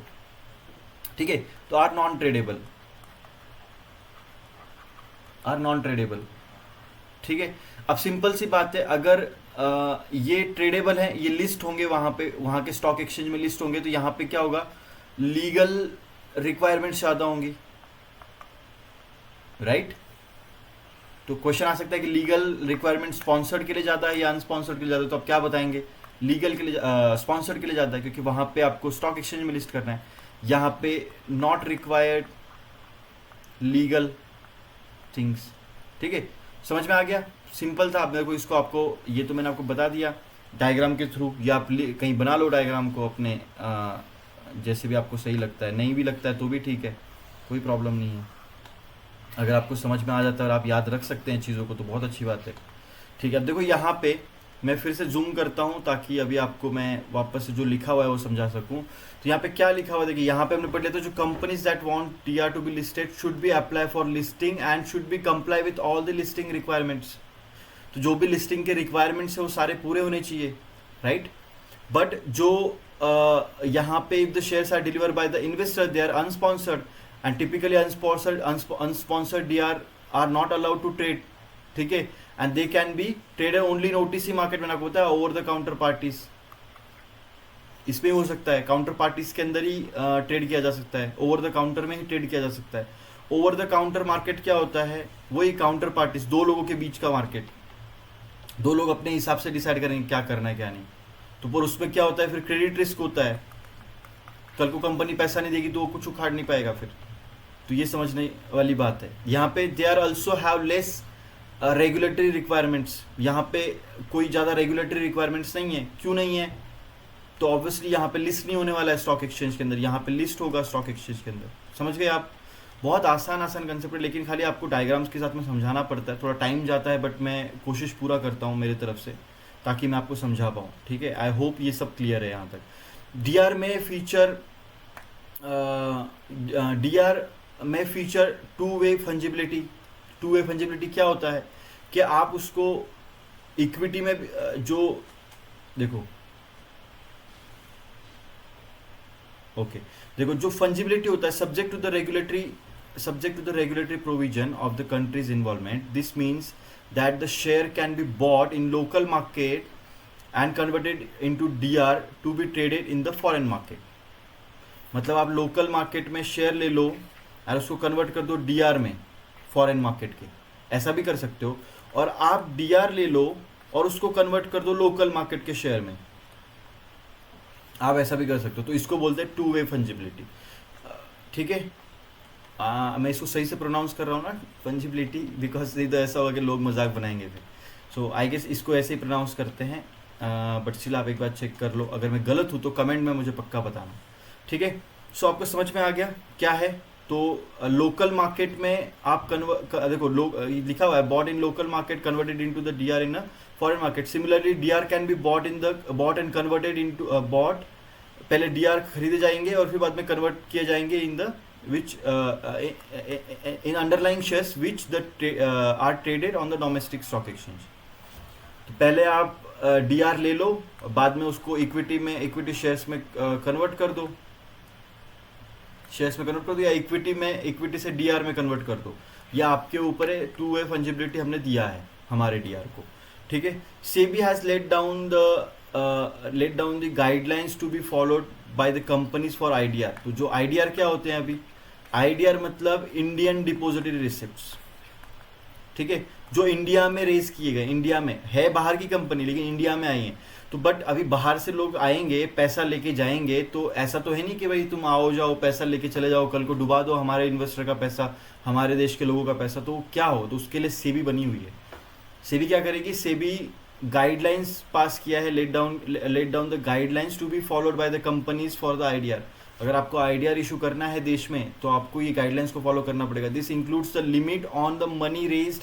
तो एक लिमिट लगा रखा है by the company in India, 1 ear lock in on the conversion. तो जो कन्वर्जन है वो तभी होगा जब 1 ईयर का लॉक इन पीरियड रहेगा। And IDR into shares availability of IDR only resident Indian investor. Okay, ये शायद से इंडियन इन्वेस्टर्स को ही खाली, इंडियन रेसिडेंट जो रहेंगे उनको ही खाली अलाउड है। Several stock exchanges around the world allow trading. Okay, जो अलग अलग सेवरल स्टॉक एक्सचेंजेस हैं वो अलाउ करते trading in depository receipts of the foreign company. Okay, this depository receipts can be specified into the receipts can be specific to the country or it can be traded across the multiple countries. Okay, तो अगर देखो अभी इसको समझाना ज़रूरी है आपको थोड़ा सा। तो देखो सिंपल सी बात है, एडीआर ये मोस्ट फेमस है एक्चुअली। अगर कोई इंडिया की कंपनी है, इंडियन कंपनी है, वो जाती है यूएस में, ओके, और वहाँ पे यूएसडी में डीआर इशू कर देती है, ठीक है, या फिर वहाँ पे यूएस में जाके अपने डीआर इशू कर देती है, तो वो हो गया अमेरिकन डिपोजिटरी रिसिप्ट्स। सही है क्या? देखो, this depository receipts issued and traded in USA. Traded, हाँ, इशूड होना चाहिए और ट्रेडेड वहाँ पे ही होना चाहिए। तो US that are issued by the non US company, मतलब नॉन यूएस, मतलब इंडियन कंपनी थी तो वो नॉन यूएस कंपनी हो गई। समझ में आ रही? तो विप्रो सपोज जाती है, सॉरी विप्रो बोल रहा हूँ, एचडीएफसी, ये देखो यहाँ पे आईसीआईसीआई बैंक और एचडीएफसी ने कर भी रखा है। तो एचडीएफसी का एग्जांपल लेते हैं। एचडीएफसी बैंक गई यूएस में, वहाँ मतलब यहाँ पे पहले उसने एक बैंक ढूंढा और उस बैंक में अपने शेयर्स को गिरवी रखा। उस शेयर्स के लिए उस जो आप समझ लो कि जो उसकी कस्टोडियन बैंक थी दूसरे कंट्री में, यूएस में, उसने वहाँ पे डीआर इशू करवा दिए, डीआर इशू करा दिए, और वो डीआर अब ट्रेड हो रहे हैं, लोग उसमें पैसा डाल रहे हैं, राइट, और वो पैसा एचडीएफसी बैंक यूज कर रहा है अपने कामों के लिए यहाँ पे बैठ के। ठीक है, तो यहाँ पे क्या लिखा हुआ है देखिए आप, this depository receipts are issued and traded in US. तो यूएस में ट्रेड हो रहा है, इशूड भी यूएस में हुआ है, that by non US company. तो नॉन यूएस कंपनी है एचडीएफसी बैंक। ठीक है, ADR are one of the most popular depository receipts. Many companies across the world issued the ADRs. Some of the Indian companies have issued ADR, include Infosys ने भी किया है, विप्रो ने भी किया है, ICICI बैंक ने भी किया है, HDFC बैंक ने भी किया है ऑलरेडी। तो आपको इनके अगर आप न्यूज़ सर्च करेंगे, आर्टिकल्स आपको मिल जाएंगे, आप और भी पढ़ सकते हैं इस बारे में। बट मुझे लगता है कि जो सिलेबस में दे रखा है उसके हिसाब से इतना मोर देन इनफ रहेगा आपके समझने के लिए, और एग्जाम में आपको जो सॉल्व करना है। नॉलेज के लिए भी आई गेस इतना इनफ है, बट अगर आपको रिसर्च करनी है और थोड़ा ज़्यादा नॉलेज के लिए तो आप थोड़ा सा स्टडी और कर सकते हैं। The American exchange have allowed ADR since the early part of 20th century, and thus it is one of the most evolved market. ठीक है, अब जैसे ADR है, जैसे यहाँ पे ADR है, वैसे ही अभी हम लोग बाकी भी देखेंगे क्या क्या है. अभी IDR भी है, जैसे ADR है वैसे ही IDR है. मुझे IDR के ऊपर एक क्वेश्चन आया था एग्ज़ाम में, और मैंने आपको बताया कि वो कुछ इस तरीके की लाइन थी कि नॉन इंडियन कंपनी, ऐसा कुछ तो था, non Indian company issued DR in India and traded, कुछ तो ऐसा क्वेश्चन था. यहाँ पे जो लाइन होगी वैसे ही था. DR issued traded in Indian market, ऐसा था, by the non Indian company, ऐसा था ये question. Is referred as dash dash dash, that is the IDR. Okay, तो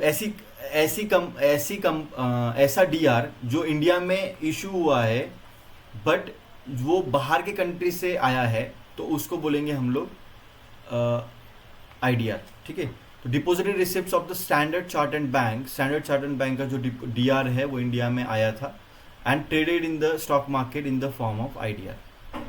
ओके, हांगकांग डिपॉजिटरी रिसिप्ट क्या है? वही सेम चीज, in the same line above. Hong Kong refers to the depository receipts issued by the non Hong Kong company, जो बाहर की, Hong Kong के अंदर नहीं, जो बाहर के देश में है कंपनी, और that are traded in the Hong Kong market. खत्म, यही है, सिंपल. अभी ग्लोबल डिपॉजिटरी रिसिप्ट क्या है? ग्लोबल डिपॉजिटरी रिसिप्ट मतलब क्या?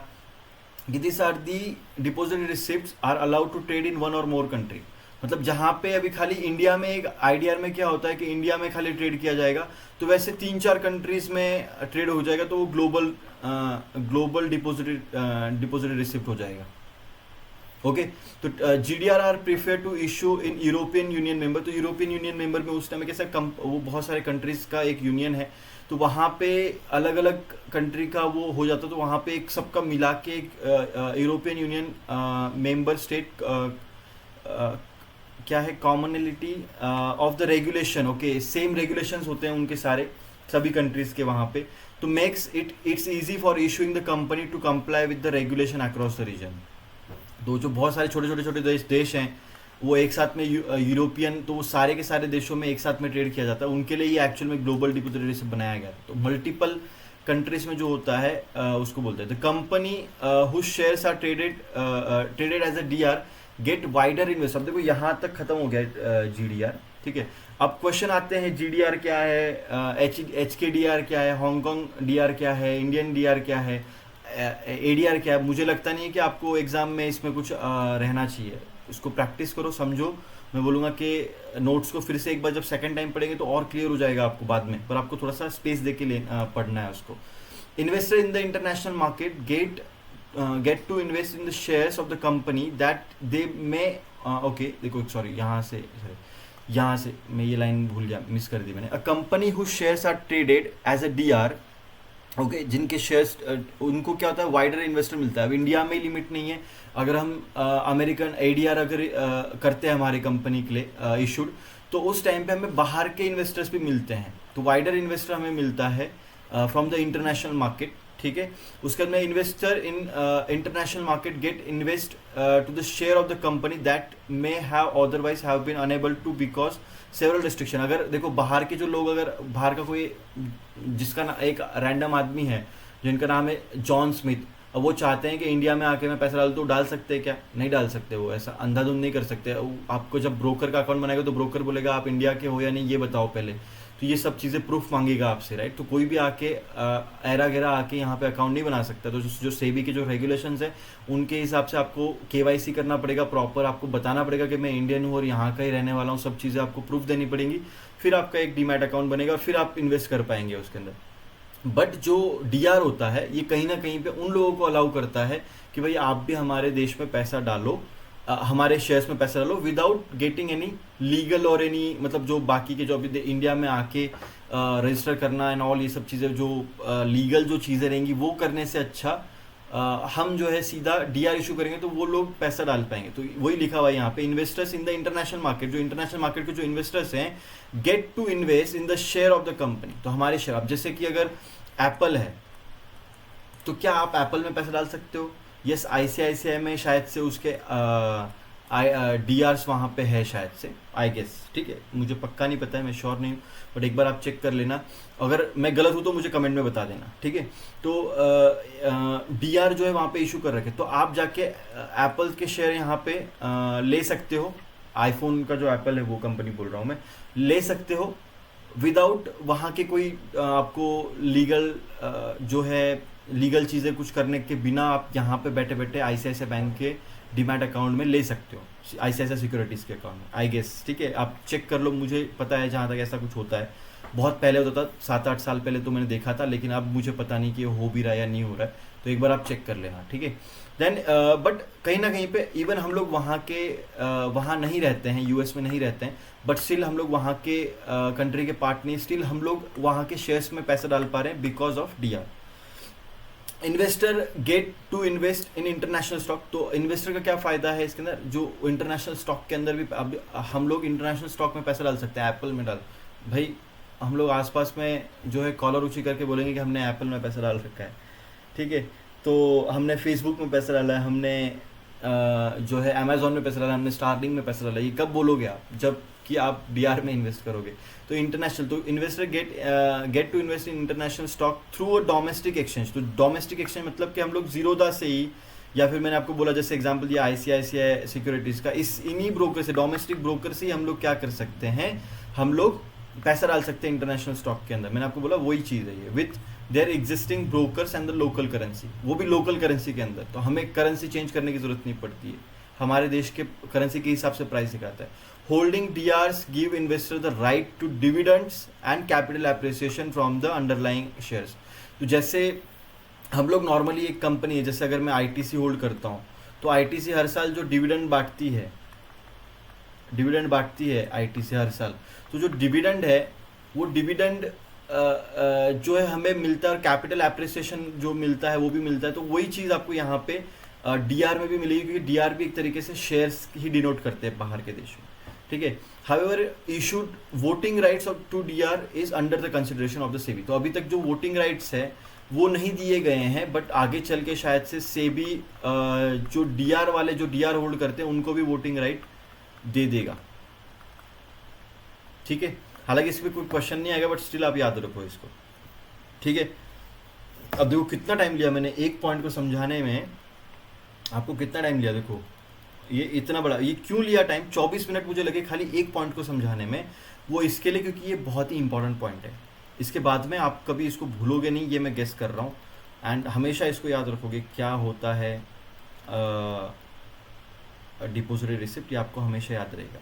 So foreign currency convertible bond, अब देखो फॉरेन की करेंसी है, राइट, कन्वर्टिबल है, बॉन्ड है, सब चीज़ें हैं। कन्वर्टिबल मतलब कि आप इक्विटी में कन्वर्ट कर सकते हो, पर ये अभी करंटली ये बॉन्ड है, ठीक है। करेंसी क्या है, फॉरेन है, समझ में आ रहा है आपको, सब कुछ लिखा हुआ है नाम के अंदर, FCCB एग्जाम में ऐसे आता है, वो फिर आपको याद रखना है, फॉरेन करेंसीबल कन्वर्टिबल बॉन्ड, ठीक है, याद रखना। मेरे को एग्जाम में ऐसा कुछ आया था शायद से, मुझे याद नहीं आ रहा है, मैंने 2 अटेम्प्ट दिए थे, मुझे हर एक क्वेश्चन याद है एग्जाम में क्या क्या आया था, इसके लिए मैं आपको बार बार बताता हूँ, मुझे आया था, ठीक है। तो ये चीज़ याद रखनी है।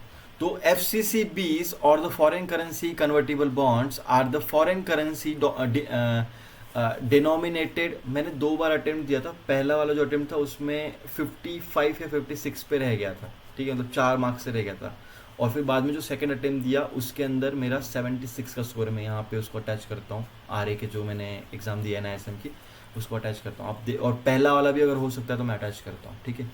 सो FCCBs और foreign currency convertible bonds are the foreign currency dominated, तो foreign currency dominated convertible debt papers issued by the companies in international market, तो इंटरनेशनल मार्केट में होता है, बाहर के मार्केट में होगा, प्लस वो फॉरेन करेंसी में है, और वो डेट पेपर से मतलब बॉन्ड्स हैं, बट वो कन्वर्टिबल हैं। कन्वर्टिबल मतलब कि आप इसको इक्विटी में कर सकते हैं। This instruments are to be understood the way convertible are, with only difference that they are generally optionally convertible, issued offshore in different denomination under the guidelines as defined by the Reserve Bank of India. Reserve Bank of India के हिसाब से जो भी guidelines है उसके हिसाब से ये ऑप्शनली कन्वर्टिबल होते हैं या फिर कन्वर्टिबल होते हैं, ये डिपेंड करता है, ठीक है। The payment of interest and repayment of the principal on these bonds in the foreign the payment okay ये शायद से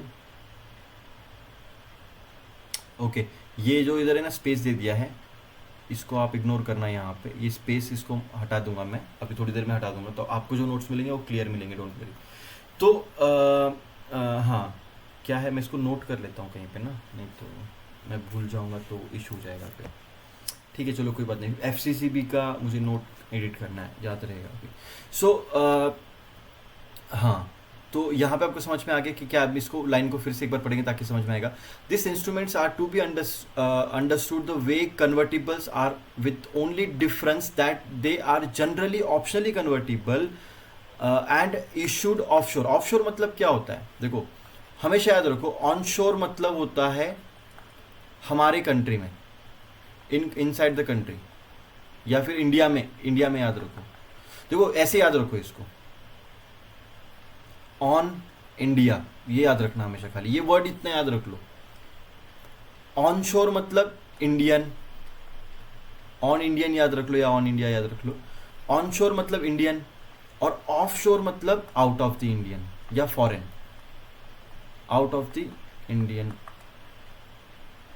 इंडियन या फॉरेन आप लिख दो यहाँ पे ठीक है तो जो ऑन शोर है हमेशा याद रखो ऑन मतलब ऑन इंडियन याद रखना है आपको हमेशा के लिए ये अगर आपने याद कर लिया तो आपको ये ऑफशोर और ऑनशोर का कभी भी प्रॉब्लम नहीं आएगा लाइफ टाइम ठीक है तो ऑफशोर मतलब क्या हो गया बाहर ठीक है कन्वर्टिबल ऑप्शनली कन्वर्टिबल है ठीक है ऑफशोर मतलब बाहर okay in a different denomination under the guidelines as defined by the Reserve Bank of India time to time the payment of interest and repayment of the principal if happens on the bond it's a foreign currency तो जो time जो repayment होगा या फिर जो principal जो amount होगी जो प्रिंसिपल अमाउंट होगी उसका जो रीपेमेंट आएगा और जो इंटरेस्ट आएगा ये दोनों भी जो चीजें हैं ये टाइम टू टाइम आपको मिलेंगी फॉरेन करेंसी में राइट फॉरेन करेंसी में आपको ये मिलेगी आरबीआई के रूल के हिसाब से आपको बाहर के देश से मिलेगी ठीक है समझ में आ रहा है बात आई होप आपको समझ में आ रहा है कुछ डाउट है इसमें कुछ डाउट है तो कमेंट करो नीचे बताओ मुझे मैं बताऊंगा आपको एक एक चीज़ थोड़ा इतना बड़ा सेशन है तो कहीं ना कहीं पे ऐसा भी हो सकता है कि मैं खुद कंफ्यूज हो जाऊं ठीक है तो आपको उस चीज़ का बुरा नहीं मानना है ठीक है क्योंकि बहुत बड़ा सेशन आप खुद देख लो कितनी देर से मैं सिखा रहा हूँ मुझे लगता है खाली सेकंड चैप्टर मुझे लगता है 4 घंटे का बन गया होगा अब तक तो नहीं बना होगा लेकिन आगे चल के बन जाएगा 3 घंटे तो 2-2.5 घंटे तो आराम से बन गया होगा आराम से राइट अगर मैं गलत नहीं हूँ क्योंकि ये खुद एक वीडियो जो है 29 मिनट का वीडियो है यहाँ पे ठीक है सो अभी क्लियर है यहाँ पे फॉरेन करेंसी बॉन्ड क्या होता है FCCB are regulated by RBI notification under the foreign exchange management act ये आ सकता है question FCCBs are regulated by dash under the foreign exchange management act ऐसा आ जाएगा या फिर FCCBs are regulated by RBI under the dash management act FEMA याद रखना इसको याद कर लो आ जाएगा क्वेश्चन में ठीक है इसको एक मतलब याद करना क्या है इसको समझ लो 2 से 3 बार पढ़ लो याद रख लो FCCB उसमें यहाँ पर भी लिखा है foreign exchange management act FEMA या फिर फेमा याद रखो FCCBs are managed by FEMA हो गया याद रहेगा अभी FCCBs are managed by FEMA right खत्म आगे बढ़ते हैं ऐसे याद किया करो थोड़ा सा मतलब आपको रिकॉल किया करो ब्रेन में अभी इसको वापस से 3 दिन बाद पढ़ लोगे तो फिर तो आपके माइंड में वो धस जाएगा अच्छे से the issue of foreign currency convertible bonds and ordinary shares through the depository receipts 1993 less down the guidelines for such issues okay अभी क्या है ये पता नहीं आई डोंट नो बट ठीक है इतना भी कोई ज़रूरी नहीं है अभी वो आप उसको छोड़ दो क्योंकि मुझे लगता है कि 4% का है इसमें क्या ही क्वेश्चन आएंगे बट जो आएंगे वो तो सही से आएंगे ठीक है तो मुझे लगता है ये कुछ ऐसी चीज़ें जो इंपॉर्टेंट चीज़ें वो आपको याद रखनी है इक्विटी लिंक्ड डिबेंचर क्या है इसमें इक्विटी है लिंक्ड है वो किससे डिबेंचर से ठीक है तो इक्विटी लिंक्ड डिबेंचर क्या होता है देखो इक्विटी लिंक्ड डिबेंचर मतलब मैं अगर आपको बताऊं कि क्या होता है इक्विटी मतलब क्या, मार्केट की प्राइस ऊपर नीचे ऊपर नीचे ऊपर नीचे जाती रहती है, राइट। मार्केट के जो इंटरेस्ट रेट है वो भी ऊपर नीचे ऊपर नीचे ऊपर नीचे जाते रहते हैं, राइट। तो जो यहाँ पे इक्विटी लिंक डिबेंचर मतलब क्या है, are the floating rate debenture. Floating rate मतलब क्या, ऊपर नीचे चलते रहना। तो जो मार्केट अगर ऊपर है तो हाई इंटरेस्ट पे करेंगे, मार्केट अगर नीचे है तो कम इंटरेस्ट पे करेंगे, मार्केट अगर नॉर्मल चल रहा है तो नॉर्मली इंटरेस्ट पे करेंगे। जो मार्केट में जो चलेगा वो चलेगा, वही हम लोग देंगे। ऐसा नहीं है कि मार्केट हाई चल रहा है हम लोग लो दे रहे हैं और मार्केट लो चल रहा है हम लोग हाई दे रहे हैं, हम खुद का नुकसान क्यों कर रहा है। तो इक्विटी लिंक डिबेंचर क्या होता है, equity link debenture are ELD are the floating rate और debenture instrument those have interest rate based on the return of the underlying equity assets such as Nifty 50 और सेंसेक्स। तो जो निफ्टी 50 का जो index है अगर वो ऊपर जाती है, वो दिखा रही है आपको कि भाई उसमें उसने आपको 30% का, सॉरी इतना नहीं देती है, 20% का रिटर्न दिया है पिछले एक साल में, तो उस केस में आपको यहाँ पे इसका कुछ हाफ रहेगा या 10% आपको जो है इसके अंदर आपको इंटरेस्ट मिलेगा डिवेंचर के अंदर, ठीक है। समझ में आ रहा है, तो उसके हिसाब से रहेगा। तो हाँ, इंडिविजुअल स्टॉक और any customize basket of the individual stock, ठीक है। या एक तो निफ्टी 50 के ऊपर कंपेयर कर सकते हैं, सेंसेक्स के ऊपर, या इंडिविजुअल जो स्टॉक के ऊपर भी कर सकते हैं ये लोग, ठीक है। या कस्टमाइज बास्केट इंडिविजुअल। तो क्या होगा कि जो इक्विटी से जो पैसा है, जैसे सपोज रिलायंस ने बॉन्ड इशू करें और वो इक्विटी लिंक डिबेंचर है, ठीक है। तो मार्केट अगर 20% ऊपर जाता है तो ये बोल रहे हैं कि भाई हम लोग इसके ऊपर जो है आपको 10% इंटरेस्ट दे देंगे।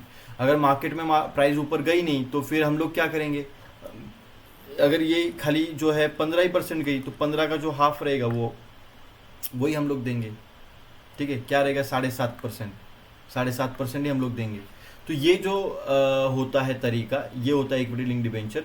This the issuer of the bond invest in predetermined part of the principal amount collected in the fixed income securities like bond which provide, देखो पहले तो बॉन्ड में ही पैसा डलेगा, ठीक है, which provide principal protection while the balance is use to buy options, okay.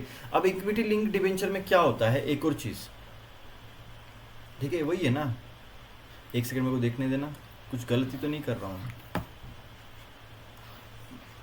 मैं शायद कुछ मिक्सअप तो नहीं कर रहा हूँ। हाँ देखो, नहीं सही है, मैंने जो बोला वही है, सही है। लेकिन इसमें एक और चीज़ होती है, देखो मैं आपको समझाता हूँ क्या होता है। इसके अंदर क्या होता है कि जो इसमें यहाँ पे दे रखा है क्या, कुछ परसेंटेज वगैरह नहीं दे रखा है इसमें, कुछ परसेंट, जैसे 80% क्या कर देंगे ये लोग, इक्विटी में डाल देंगे पैसा, इक्विटी पैसा डाल देंगे, और जो बाकी 20% है उसको इक्विटी में पैसा डाल, सॉरी 80% जो है डेप्थ में रखेंगे इसको, और जो 20% रहेगा उसको क्या कर लेंगे ये लोग, इक्विटी में डाल के रिस्की इसके ऊपर ऑप्शन बाइंग या ऑप्शन सेलिंग करेंगे और उसमें से पैसा बनाएंगे। देखो यहाँ पे, देखो यहाँ पे क्या लिखा हुआ है, equity link debenture are floating rate debt instrument, those whose interest rate is based on the return on the underlying equity asset. ये तो लाइन क्लियर हो गई थी आपको। अब यहाँ पे देखो क्या है नया line, the issuer of the bond invest in predetermined part of the principal amount collected in the fixed income securities like a bond, okay, which provide principal protection while, okay, देखो जो एक amount है वो bond में जाएगी जो कि principal का प्रोटेक्शन, जो हमारी प्रिंसिपल मतलब कि जो हमने दिया है 1 लाख रुपए दिया है उसका प्रोटेक्शन करना, ठीक है, उसका प्रोटेक्शन करना। तो 1 लाख जो रुपए हमने दिया है उसका प्रोटेक्शन करेगा वो, एंड जो बाकी का अमाउंट रहेगा वो protection while the balance is use to buy options. तो जो सपोज 80 या 90% हम लोग क्या कर देंगे, बॉन्ड में डाल देंगे, और जो बाकी 10% या जो 20% है वो ऑप्शंस में हम लोग डाल के ट्रेडर्स को हम लोग हायर करेंगे और वो उस पैसे को बढ़ाएंगे। तो वहाँ पे कहीं ना कहीं पे हाई रिस्क होता है, क्रेडिट रिस्क बोला जा सकता है इसको, राइट, यस क्रेडिट रिस्क है, देखो यहाँ पे, okay. This instrument carries the credit risk, okay. This instruments are generally structured in a way to give full capital protection with the provision of the equity participation to the investor, okay। तो जो लोग ऐसे होते हैं, जो लोग डरते हैं कि भाई हम लोग इक्विटी में पैसा नहीं डाल सकते, डर लगता है, वहाँ पे रिस्क भी होता है, पर हम लोग बॉन्ड में डालेंगे तो हमें एक फिक्स मिल जाएगा। लेकिन जो लोग दोनों में डालना चाहते हैं, मतलब रिस्क भी नहीं लेना चाहते और बॉन्ड में पैसा डालना चाहते हैं, रिस्क नहीं लेना चाहते और इक्विटी में पैसा डालने का उनका मन है, तो वो लोग इक्विटी लिंक डिबेंचर में ट्रेड कर सकते हैं। तो वो कहीं ना कहीं पे उनका पैसा डिबेंचर में भी रहेगा और उसका कुछ 10% हिस्सा ऑप्शन में भी चले जाएगा इक्विटी में, तो वो रिटर्न निकाल के देंगे आपको अच्छे से। अब देखो यहाँ पे कुछ लोग क्या होता है, आते ही जैसे इंडियन स्टॉक मार्केट में एंट्री करते ही क्या करना स्टार्ट कर देते हैं, ऑप्शन में लग जाते हैं, स्टार्ट कर देते हैं ऑप्शन या जो है गलत चीज़ों में पैसा लगा देते हैं। आप यहाँ पर एक बार चेक करना, इक्विटी लिंक डिबेंचर आप नाम सर्च करना और उनके रिटर्न्स देख लेना एक बार कितने हैं। वो जितना रिटर्न निकाल पाएंगे ना डिबेंचर से, उसको कंपेयर करके देखना एक नॉर्मल ऑप्शन, तो वो आपको समझ में आएगा कि एक्चुअल में जो ऑप्शन बायर से सेलर्स होते हैं वो लोगों को कितना कमाई मिलता है, कितना रिस्क ले सकते हैं, कितना रिटर्न आता है उससे, ये आपको समझ में आएगा कितना रिटर्न एक्चुअल में मिलता है नॉर्मली। हालांकि वो 10% रहेगा तो आप उसको तो भी मल्टीप्लाई करके देख सकते हैं, समझ सकते हैं कि भाई एक अंदाज़ा निकाल सकते हैं कि कितना रिस्की ऑप्शन है, हमारे लिए वो नहीं है। जो बड़े बड़े इतने जो इन्वेस्टर्स हैं या जो बड़े बड़े इतने जो फर्म संभाल के बैठे हैं, वो लोग भी ऑप्शन में कितना ही रिटर्न निकाल सकते हैं, ये आपको समझ में आएगा। लोग क्या करते हैं, आपको बोलते हैं कि हम आप 10,000 दो, हम आपको एक हफ्ते में 20,000 करके देंगे। इम्पॉसिबल है। 100% रिटर्न इन 1 वीक इम्पॉसिबल है ही नहीं, पॉसिबल नहीं। अगर आपको ऑप्शन में कोई भी दिखता है, ऑप्शन बायर पैसा नहीं बनाता, याद रखना, ऑप्शन सेलर पैसा बनाता है, ये हमेशा याद रखना है। बट ठीक है, कमोडिटी लिंक्ड डिबेंचर, ठीक है, commodity link debenture same equity जैसा था वैसे ही यहाँ पे कमोडिटी लिंक्ड है। पढ़ लोगे क्या आप? नहीं पढ़ोगे, ठीक है। Just like ELD equity link debenture, CLDs that is the commodity link debentures are the floating rate debenture. Okay, floating rate है, कमोडिटी के प्राइस के हिसाब से ऊपर नीचे होता रहता है, ठीक है। Interest rate is based on the returns of the underlying commodities assets. Okay, gold या सिल्वर के प्राइस के ऊपर हो जाता है। while the return can be linked to any commodity, most of these papers globally are linked to the precious metal। जो प्रिशाइस में जो कमोडिटी की टाइप होती है आगे हम लोग पढ़ेंगे, डोंट वरी। बट उसमें टाइप होते हैं, एक सॉफ्ट होता है, एक हार्ड होता है। तो जो हार्ड कमोडिटीज़ हैं उसमें ये सब चीज़ें आ जाती हैं, जो सॉफ्ट कमोडिटीज़ है उसमें फिर आटा, दाल, चावल, गेहूँ, ये सब चीज़ें आती हैं, ठीक है। सो जिनका टाइम स्पैन कम होता है, हार्ड कमोडिटी का टाइम स्पैन ज़्यादा होता है। हालांकि कुछ हार्ड कम्युनिटी का भी टाइम स्पैन आई गेस कम ही होता है, ठीक है। बट स्टिल देखते हैं आगे, पता चलेगा हमको आगे। लाइक ईएलडीज जो कि equity link debenture, the advantage of CLD is they provide investor an opportunity to return from the commodity market while protecting their capital. तो कुछ लोगों को गोल्ड में पैसा डालने का मन होता है, बट उनको डर लगता है कि यार कहीं नुकसान हो गया तो एटलीस्ट बॉन्ड में हमको यार 9% तो मिल रहा है आराम से, या 7% तो मिल रहा है, बट यार ये गोल्ड में कहाँ से पैसा मिल जाएगा। हालांकि बॉन्ड इतना कम नहीं होते, 12% या 9% के बॉन्ड्स होते हैं, ठीक है, या 9%, 9 से 11 के बीच, 11-12 के बीच में ऐसे होते हैं, ठीक है। 7% बहुत कम हो गया, एफडी का रेट हो गया, तो मिल तो रहा है एटलीस्ट 11%। लेकिन अगर हम लोग गोल्ड में डालेंगे, कल को गोल्ड की प्राइस गिर गई तो हम क्या करेंगे, नुकसान हो जाएगा। तो ये जो कमोडिटी लिंक्ड डिबेंचर है, ये क्या फ़ायदा करवाता है कि आपका पैसा गोल्ड में भी चले जाता है, वहाँ से भी रिटर्न आ जाता है और रिस्क भी कम हो जाता है, और बॉन्ड में भी पैसा रहता है और वो एक फिक्स आपको इंटरेस्ट भी मिलता है, ठीक है। मॉर्टेज बैक सिक्योरिटीज, ये क्या है? Mortgage and asset back. Mortgage और मॉर्टेज मतलब क्या होता है? मॉर्टेज मतलब होता है जो आपके घर के डॉक्यूमेंट्स होते हैं ना, उनको बोलते हैं मॉर्टेज्ड, ठीक है। एमबीएस, एबीएस आर द डेप्ट instrument issued by the institution against the receivable. तो अगर होम लोन्स के पेपर, जैसे होम लोन्स है, राइट, और एसेट बैक में अलग होता है, मैं आपको बताता हूँ एक सेकेंड। होम लोन्स के पेपर हैं, राइट, तो आपको किसी का होम लोन चुकाना है, किसी कंपनी का, एचडीएफसी लाइफ का समझ लो आप, एक या जो भी इंश्योरेंस की कंपनी है, जो भी इंश्योरेंस बोल रहा हूँ, सॉरी, जो होम लोन की कंपनीज है वो, ठीक है, तो उनका पैसा देना है। तो जो उसके लिए जो पेपर्स आपको दे रखे, आपने वो आपके जो घर के पेपर्स आपने वो दे रखे हैं इनको, कंपनी को, कि भाई गिरवी रखो, हमको होम लोन दो। उन्होंने आपको होम लोन दिया, आप उनके ईएमआईज पे कर रहे हैं, उसके बदले में कोई और एक चीज़ आपने गिरवी रख रखी, या फिर आपने बिजनेस लोन लिया है सपोज, उसके बदले में आपने सिक्योरिटीज़ में क्या दिया है, आपने एसेट के डॉक्यूमेंट दे रखे हैं या जो कागजात दे रखे, वो हो गया फिर ये मॉर्टेज बैक सिक्योरिटीज और एसेट बैक। तो यही लिखा हुआ है यहाँ पे, ABS and MBS are the डेप्ट instrument issued by the institution against the receivable. तो जो रिसीवेबल उनको होने वाला है, and the cash flows from the financial asset such as a home loan, auto loans, rent receivables, credit card receivables and others. Cash flow occurring from these assets are used to meet interest principal repayment obligation on the bond issue. Okay, simple है, ज़्यादा hard है नहीं। REITs और InvITs क्या होता है, real estate investment trust, ये हो गया रीट्स, एंड इंफ्रास्ट्रक्चर इन्वेस्टमेंट ट्रस्ट, ठीक है। इसका मतलब क्या होता है कि आप ये जैसे म्यूचुअल फंड होता है ना, वैसा ही ये है फंड, जिसमें म्यूचुअल फंड में क्या होता है, मैंने आपको बताया था कल, आप लोग पैसा डालते हैं, फिर ये इसमें कुछ आरएस वगैरह बिठा के यहाँ पे रिसर्च करके ये लोग पैसा अलग अलग जगह पे पैसा लगाते हैं और वहाँ से रिटर्न जनरेट करके लाते हैं और फिर वापस से जो प्रॉफिट होता है वापस से वो बेच देते हैं। जो एनएवी का जो प्राइस होता है, नेट एसेट वैल्यू, उसकी प्राइस अप डाउन होती रहती है, जैसे जैसे वो ऊपर जाएगा उतना वो रिटर्न आपको दिखाता है, राइट। वैसा ही क्या होता है, रीट्स और इन्वेस्ट होता है, इसमें भी आप पैसा डालते हैं। आप जो पैसा डालेंगे यहाँ पे, वो पैसा ये लोग क्या करते हैं, अलग अलग इंफ्रास्ट्रक्चर या फिर जो रियल एस्टेट में लगाते हैं, राइट। और वहाँ से रिटर्न जनरेट करेंगे और फिर से आपको प्रॉफिट दे देंगे। सिंपल है, समझ में आ रहा है? तो बस पढ़ते हैं, देखते हैं क्या है। Are the investment vehicle that pools money, अलग अलग लोगों से पैसा लेना, from the various investors and invest in revenue generating real estate projects and the infrastructure project. खत्म। कितना सिंपल था। As the name indicates this vehicles are formed as a trust, ठीक है। ये ट्रस्ट यहाँ पे लिखा है ट्रस्ट, ये ट्रस्ट के तौर पे यहाँ पे फॉर्म हुए हैं। They are issued unit to the investor to raise money, okay. तो जो investor issue units to the investor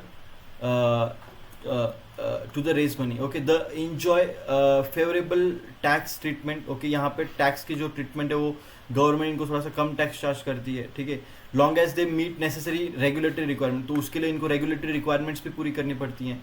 regulation stipulates the minimum amount of the asset that have to be held in form of revenue generating assets, ठीक है। अब इसमें एक चीज यहाँ पे बहुत जरूरी, देखो ये 2 पॉइंट्स आपको याद रखने, ये 1 पॉइंट और ये 1 पॉइंट याद रखना है, ओके। 1 पॉइंट और 1 पॉइंट। जो रीच होता है उसमें 80% asset should be held in the form of real estate. तो ऐसा नहीं 80% आप जो है रियल एस्टेट करो, उसके अलावा आप कुछ भी दूसरा एसेट यहाँ पे रख सकते हो, ठीक है। 20% आप दूसरा कुछ डाल सकते हो, लेकिन जो यहाँ पे इन्वेस्ट हैं, ओके, तो ट्रस्ट, हाँ, ओके, रीच और इन्वेस्ट दोनों भी हैं। Distribute the at least 90% of distribution surplus cash flow to the unit holders. तो जो प्रॉफिट आएगा वो 90% आपको बांट देना है, यहाँ पे लिखा हुआ है। ऐसा नहीं कि आप उसको फिर से यूज़ करो, ऐसा मतलब उनको कहना है। देखो मैं फिर से एक बार लाइन अगर सही से पढ़ के बताऊंगा तो शायद आपको समझ में आ जाए। मैं इसको फिर से यहाँ से इतना डिलीट कर देता हूँ, सॉरी।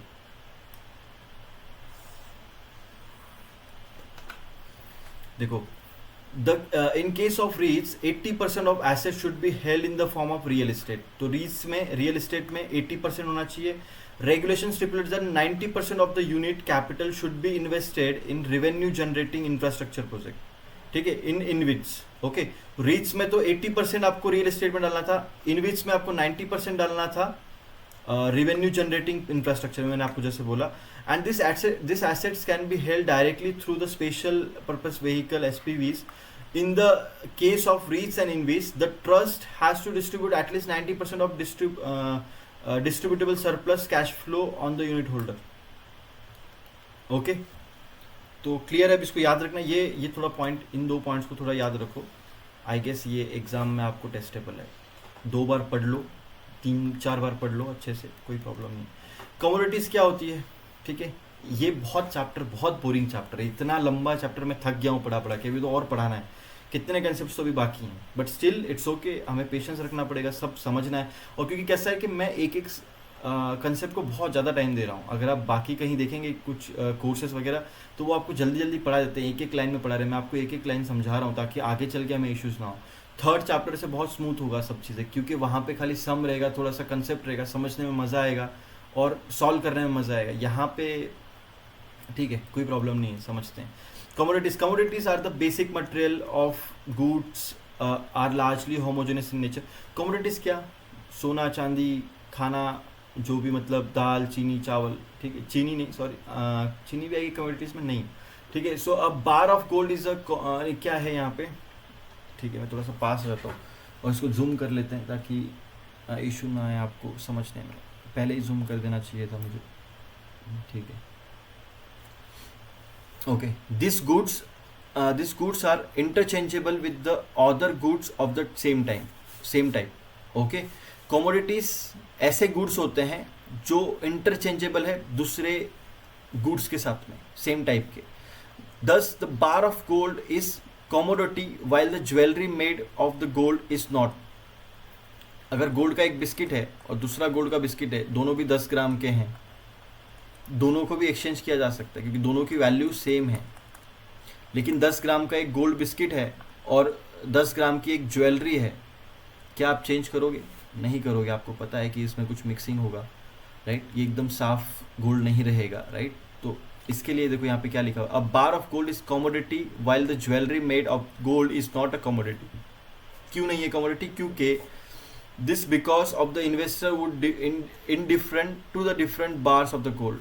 जो डिफरेंट बार्स ऑफ गोल्ड है यहाँ पे वो इनडिफरेंट रहेंगे, वो आराम से एक दूसरे से एक्सचेंज कर लेंगे as long as they have quantity and the quality remain same. मैंने बोला 10 ग्राम की क्वांटिटी रहेगी सेम, तो और क्वालिटी अगर 24 कैरेट का है ये भी, 24 कैरेट का है ये भी, तो क्वालिटी और क्वांटिटी अगर सेम है तो उनको कोई इशू नहीं है एक्सचेंज करने में, ठीक है. However in the case of jewelleries the buyer may prefer one design over another even through their weights and quality may be the same. Okay, quality same है, वेट सेम है, तो भी आप डरेंगे कि यार अलग अलग प्राइस हो सकती है दोनों की भी. कमोडिटीज में बी हार्ड और सॉफ्ट. मैंने आपको बताया था एक हार्ड होती है एक सॉफ्ट होती है. Hard commodities are essential natural resources that are mined and extracted. This includes all the types of, जो माइन की जाती हैं या एक्सट्रैक्ट की जाती हैं, ऐसी जो होती हैं ये मेटल, गोल्ड, क्रूड ऑयल होती हैं. तो जो आपको याद रखना है, हार्ड कमोडिटीज कौन सी होती हैं? जो माइन की जाती हैं ज़मीन में से या एक्सट्रैक्ट की जाती हैं, ऐसी कमोडिटीज़ को क्या बोलते हैं? हार्ड बोलते हैं. इसमें क्या आएगा? पेट्रोल आ जाएगा, इसमें क्रूड ऑयल आ जाएगा, वही क्रूड ऑयल पेट्रोल, ठीक है. देन गोल्ड आ जाएगा, ठीक है. सिल्वर आ जाएगा, ठीक है. तो मेटल्स में आ जाएंगे. ओके, सॉफ्ट कमोडिटीज़ क्या होती है? तो सॉफ्ट में क्या आता है फिर? अभी सॉफ्ट में आता है जो हम लोग बनाते हैं. Other hand refer to commodity that are grown, हमने बनाया है खेत में, agricultural products. Soft commodities include grain and pulse. मैंने आपको पहले कुछ बताया था, डेफिनेशन सॉफ्ट का थोड़ा गलत था, यहाँ पे पढ़ो आप, ठीक है. तो एग्रीकल्चर में प्रोडक्ट्स जो बनते हैं सॉफ्ट कमोडिटीज़ होती हैं वो. तो आपको एग्जाम में क्वेश्चन आ सकता है, gold, petrol and crude oil are dash dash commodities. क्या आएगा उसका आंसर? सॉफ्ट आएगा, ठीक है. या फिर हार्ड कमोडिटीज़ के ऊपर आ सकता है, तो वो समझ लेना क्या है क्या नहीं. तो जो ज़मीन में से निकलेंगे वो हार्ड होते हैं, समझ लो. ज़मीन में से निकालेंगे वो हार्ड रहेगा. जो सॉफ्ट रहेगा वो क्या रहेगा? यहाँ पर भी मैंने गलत बताया. गोल्ड, पेट्रोल और जो क्रूड ऑयल है ये हार्ड कमोडिटीज़ हैं. यस, हार्ड कमोडिटीज़ हैं, याद रखो, ठीक है. मैं थोड़ा पानी पीता हूँ पहले. तो एक लॉन्ग सेशन हो गया ये. कितने मिनट्स का हो गया है? 49 मिनट्स का हो गया.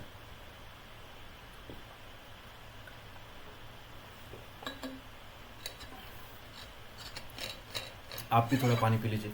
Since inflation and the price of commodity are directly related, investing in the commodity can help protect real value of investment, ठीक है. क्योंकि inflation and the price of commodities, क्योंकि इन्फ्लेशन जब बढ़ता है तो कमोडिटीज़ के प्राइस भी बढ़ते हैं, राइट. आपको पता है कि अगर मैं बोलूँ इन्फ्लेशन बढ़ रहा है, देश में महंगाई बढ़ रही है, तो दाल चावल के प्राइस भी बढ़ जाएंगे, ठीक है. जो कमोडिटीज़ है उनकी भी प्राइस बढ़ जाएंगे, सॉफ्ट कमोडिटीज़ की. या फिर जो पेट्रोल है, क्रूड ऑयल है, उनके भी प्राइस बढ़ जाएंगे. तो कहीं ना कहीं पे ये रिलेशन बताया गया है इसके अंदर. However the most of the commodities involve huge storage cost. क्योंकि ऑब्वियसली बात है, क्रूड ऑयल है अगर, या गोल्ड है, ये गोल्ड तो नहीं चलो, लेकिन जो सॉफ्ट कमोडिटीज़ हैं, जैसे कि सॉफ्ट कमोडिटीज़ में आते हैं एग्रीकल्चर में, जैसे कि ग्रेन्स हो गए या फिर पल्सेस हो गए, तो इनको स्टोर करने में ज़्यादा स्टोरेज कॉस्ट लगता है. लेकिन जो हार्ड कमोडिटीज़ होती हैं उसमें जो है, जैसे कि गोल्ड हो गया, ठीक है, मेटल्स हो गए, तो इनको स्टोर करना नहीं पड़ता इतना. मतलब करना पड़ता है, सिक्योरिटी रखनी पड़ती है, बट इतना स्टोरेज कॉस्ट नहीं होता. सो देखो यहाँ पे क्या लिखा है, most of the commodities involve huge storage cost and thus are not suitable for investment. Having said that there are certain avenue available to invest in commodities, ठीक है.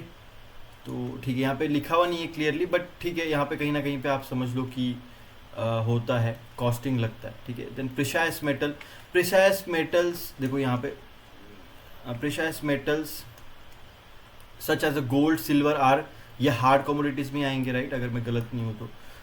viewed as investment that can help preserve real value of money, unlike the other commodities that have short life, जैसे petrol का short life है, ठीक है, या फिर जो आप दाल चावल है उनके भी शॉर्ट ही लाइफ है, राइट, ठीक है, गोल्ड एक बार मिल गया तो उसकी एक लॉन्ग लाइफ होती है. This precious metals have very long life. Okay, further the storage cost on this metals are very small compare to their value. तो जो आप समझ रहे जो स्टोरेज कॉस्ट है वो बहुत कम है उनके वैल्यू से, जो उनकी वैल्यू है वो बहुत ज़्यादा है, ठीक है.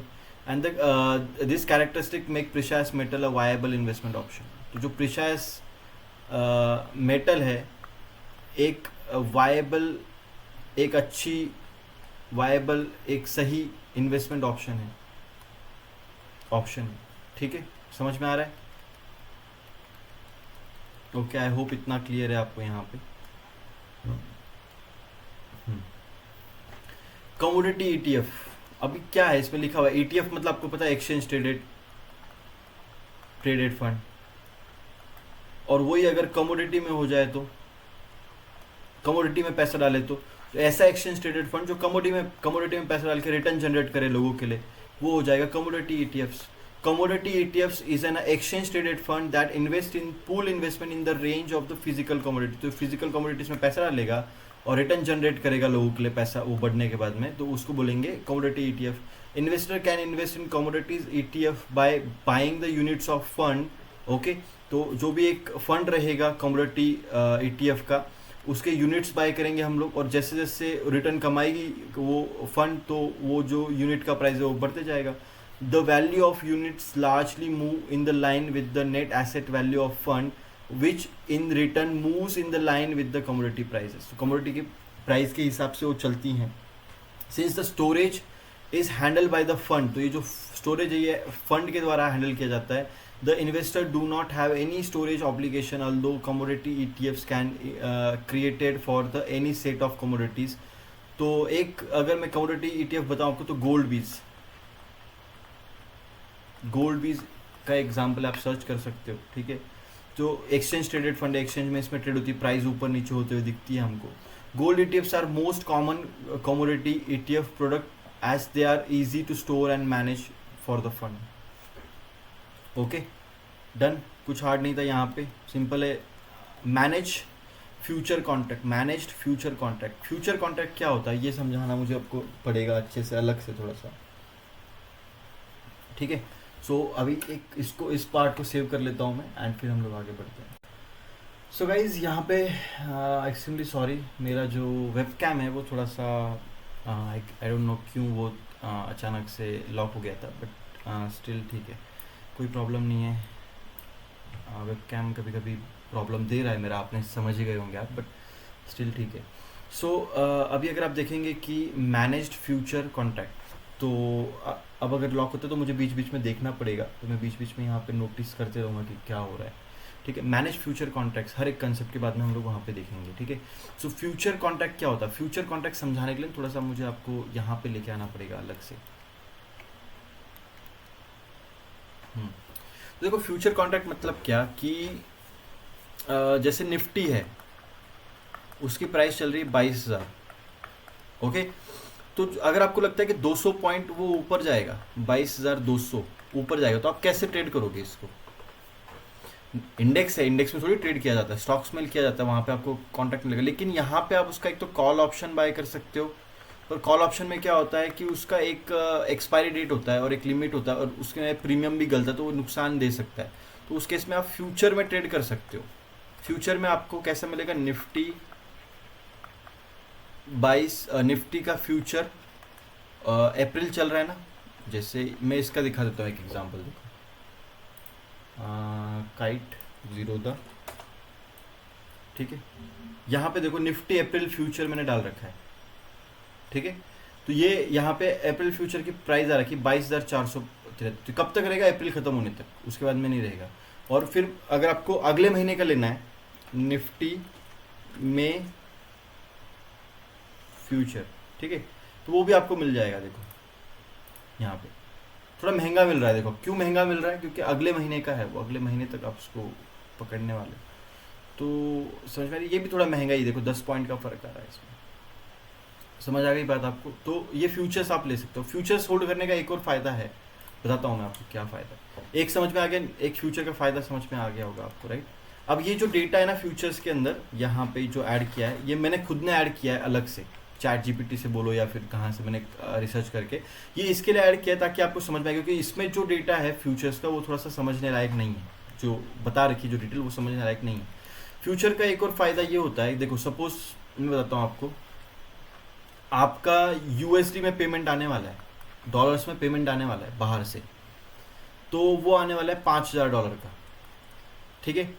अब अभी जो करेंसी रेट चल रहा है वो 83 रुपये चल रहा है, 83 का चल रहा है। यूएसडी आईएनआर का जो प्राइस चल रहा है वो पॉइंट कुछ चल रहा होगा, आईएनआर यूएसडी का प्राइस 83 चल रहा है। यूएसडी का मतलब एक रुपये का जो जो डॉलर का प्राइस है वो 83 चल रहा है, ठीक है। सपोज एक एग्जांपल के तौर पे ले रहा हूँ, अभी पता देखना पड़ेगा कितना चल रहा है, बट अभी के लिए 83 चल रहा है। तो अगर जो अमाउंट आएगी अभी मुझे यूएसडी से वो कितना आएगा, 5,000 इंटू 83, राइट, जो भी होगा ये। बट अगर कल को, अब जो भी अमाउंट आएगा आप कैलकुलेट कर लो, आपको समझ में आ जाएगा, ये मुझे आएगा। लेकिन कल को अगर प्राइस ड्रॉप होके 81 हो जाता है तो मुझे कितना अमाउंट आएगा, 5,000 इंटू 81। तो जो $2 का जो ड्रॉप आएगा, अचानक से प्राइस गिरेगी डॉलर की, तो वो जो ड्रॉप आएगा उसकी वजह से यूएसडी का जो पेमेंट आने वाला है मुझे, उसमें मेरा नुकसान हो जाएगा, राइट, उसमें मेरा नुकसान हो जाएगा। तो वो नुकसान ना हो इसके लिए मैं क्या करूँगा, मैं जाऊँगा बैंक में, या फिर मैं बैंक में जाऊँगा और मैं इसका अपोजिट सेल कर दूंगा, जितना ये $5,000 है ना, ये $5,000 मैं सेल कर दूंगा। इससे क्या होगा, मैं यहाँ पे लिखता हूँ, यहाँ, ठीक है, हाँ 5,000, देखो यहाँ पे, तो ये जो $5,000 है मैंने सेल कर दिया, मेरे को $5,000 आने वाले हैं अगले महीने। मुझे डर है कि 82 से 81 हो जाएगा प्राइस, तो $2 का नुकसान होगा, 5,000 का, तो टोटल मेरा नुकसान होगा $10,000 का, ओ सॉरी 10,000 रुपये का, राइट, 10,000 रुपये का मेरा नुकसान हो जाएगा। तो ये नुकसान ना हो, इस रिस्क से बचने के लिए मैं क्या करूँगा, मैं $5,000 को सेल कर दूंगा। उससे क्या होगा कि अगर प्राइस गिर गया नीचे 83 से 81 आ गया, तो यहाँ पे जो $2 का नुकसान हुआ है वो सेल किया है यहाँ पे, तो मुझे यहाँ पे $2 के हिसाब से वो मिल जाएगा। तो जो नुकसान मेरा यहाँ पे हुआ है, जो पेमेंट आने वाला है उसमें, वो मेरा यहाँ पे कवर अप हो जाएगा। और अगर इनकेस 83 से प्राइस बढ़ के 85 हो जाती है, $2 बढ़ जाती है, तो यहाँ पे मुझे 10,000 रुपये ज़्यादा आएंगे, बट यहाँ पे 10,000 रुपये मुझे लॉस देना पड़ेगा। तो जो प्राइस है वो 83 पे लॉक करने के लिए मैंने जो है, मेरा कोई भी नुकसान ना हो, उस रिस्क से बचने के लिए मैंने जो है उसका अपोजिट कर दिया। तो अगर मुझे $5,000 वहाँ से आने वाले थे, तो मैंने $5,000 यहाँ पे सेल करके बैठ गया। ऐसा नॉर्मली कौन करता है पता है आपको, ऐसा नॉर्मली आईटी कंपनीज करते हैं।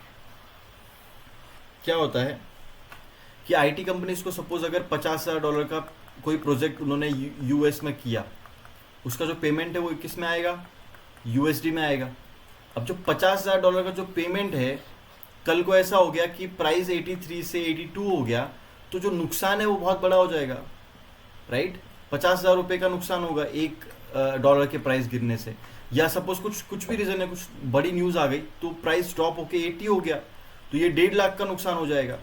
तो ये नुकसान ना हो इसके लिए आईटी कंपनीज क्या करती हैं, ये आईटी कंपनीज जाके उसका फ्यूचर इक्वल्स जो $5,000 का जो फ्यूचर रहेगा उसको क्या कर देंगी, वो सेल कर देंगी।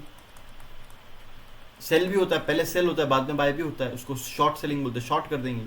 तो उससे होगा ये कि कल को अगर $50,000 के अगर प्राइस गिर के आती है, 80 हो जाता है यहाँ पे, तो जो $3 का जो नुकसान है वो यहाँ पे पैसे कम आएंगे, ये जो पेमेंट आएगा कंपनी को ये कम आएगा, लेकिन वो प्रॉफिट यहाँ पे हम लोग कवर कर लेंगे। जो नुकसान हो गया वो यहाँ पे लॉस हम लोग कवर कर लेंगे $3 का, शॉर्ट का जो हमने कॉन्ट्रैक्ट बना रखा है, राइट। और जो सेम चीज़ अगर 83 के जगह पे वो 85 हो जाता है, तो हमारा नुकसान हो जाएगा ये कॉन्ट्रैक्ट में, $2 के हिसाब से जितना भी आएगा वो नुकसान हो जाएगा, 1 लाख का नुकसान हो जाएगा यहाँ पे।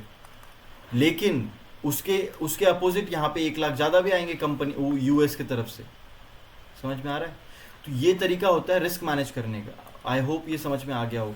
इसका पता है एक और कौन यूज़ कर सकता है? अगर आप लोगों में से कोई सोनार है, मतलब जो गोल्ड की आपकी दुकान है, कमोडिटीज़, जो सोने की जो गहने वगैरह आप बनाते हो, देखो ये लोगों को पता नहीं है शायद से, बहुत सारे सोनार लोग ये फॉलो भी नहीं करते होंगे, बहुत सारे करते भी होंगे, बट जो लोग नहीं करते उनके लिए ये वीडियो है। तो क्या होता है, आपकी सोने की दुकान है, गोल्ड सोनार आपकी दुकान है, राइट? अब आपने जो है आपने देखा सोने की प्राइस चल रही है 53,000, एक अंदाज बोल रहा हूँ मैं, ठीक है? और आपको लगता है कि कल क्या होगा, कल प्राइस जो है ना वो बहुत बढ़ जाएगी, वो प्राइस बढ़ जाएगी, आपको वो हो जाएगी 54,000, 1,000 रुपये बढ़ जाएगी, ऐसा लगता है कल परसों के अंदर अंदर। बट अभी चांसेस है, अभी मैं जब तक गोल्ड की डिलीवरी मंगाऊंगा या खरीदूंगा तो टाइम हो जाएगा। तो उस केस में मैं क्या कर लूँगा, मैं तुरंत आज गोल्ड का जो फ्यूचर है वो परचेस कर लूँगा 53,000 के ऊपर, एंड वो डिलीवरी मंगा लूँगा। जब डिलीवरी आ जाएगी तो मैं इसको बेच दूंगा। तो अगर डिलीवरी आते आते उसका प्राइस हो गया 53,500, तो ये जो 500 रुपये का जो यहाँ पे जो नुकसान हो गया वो यहाँ पे कवर अप हो गया। तो समझ रहे गोल्ड वाले क्या करते हैं, मतलब ऐसे सोनार अपना, तो इसका फ़ायदा तब होता है सोनार वालों लोगों को। तो रिस्क मैनेजमेंट के लिए भी कहीं ना कहीं पे एक ज़रूरी है। समझ में आ रहा है? तो यही समझाना था मुझे बस आपको, ये क्यों समझाना था ये भी आपको भी समझ में आ जाएगा। देखो नीचे, ठीक है? तो फ्यूचर कॉन्ट्रैक्ट आपको समझ में आ गया। The price of this product increase in the future, okay, thus the investor can gain out of the rise. देखो प्राइस बढ़ेगी तो आपको उसको प्रॉफिट मिलेगा, ठीक है? Instead of buying the actual underlying asset, the investment manager, तो underlying जो एसेट है जैसे निफ्टी 50 है तो ये बाय नहीं कर सकते, इसके लिए निफ्टी 50 का फ्यूचर हम लोग बाय कर सकते हैं। तो take position in the future contract, investor can thus invest commodities through managed commodity future contract, ठीक है? कमोडिटीज में भी ऐसा होता है, गोल्ड में आप पैसा नहीं डाल सकते, लेकिन गोल्ड के जो फ्यूचर्स या ऑप्शंस होंगे उसमें आप बाय सेल कर सकते हैं, ठीक है? क्लियर है? अब देखो यहाँ पे future contract serves several purpose of trading, ये मैंने डाला है, ये इसमें नहीं लिखा हुआ था, ये आपको समझ में नहीं आएगा, अगर मैं समझा रहा हूँ आपको इसके लिए समझ में आएगा।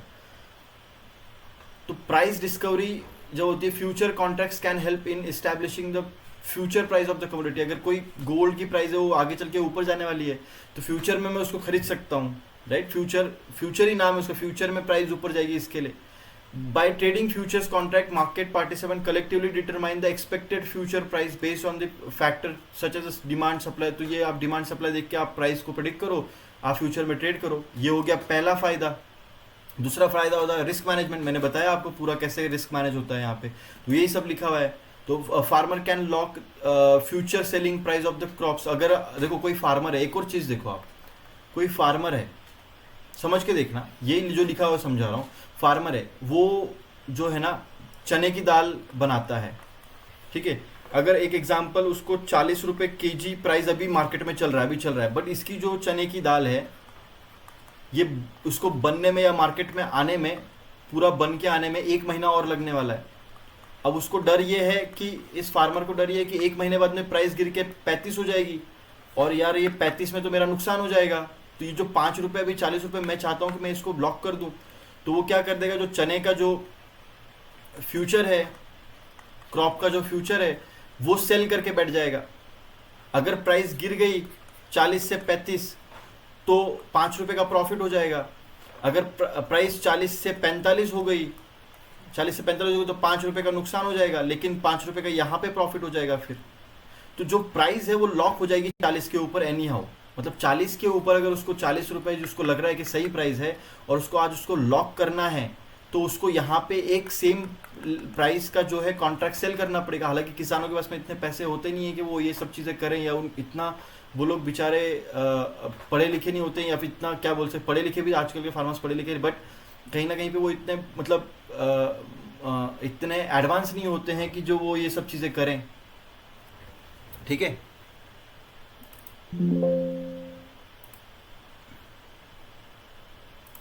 एक second, connection fail, please try, just a second.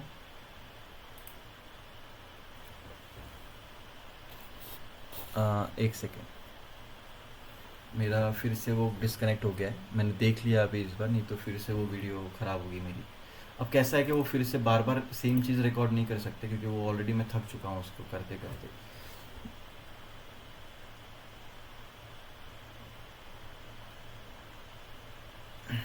सही है क्या इतना?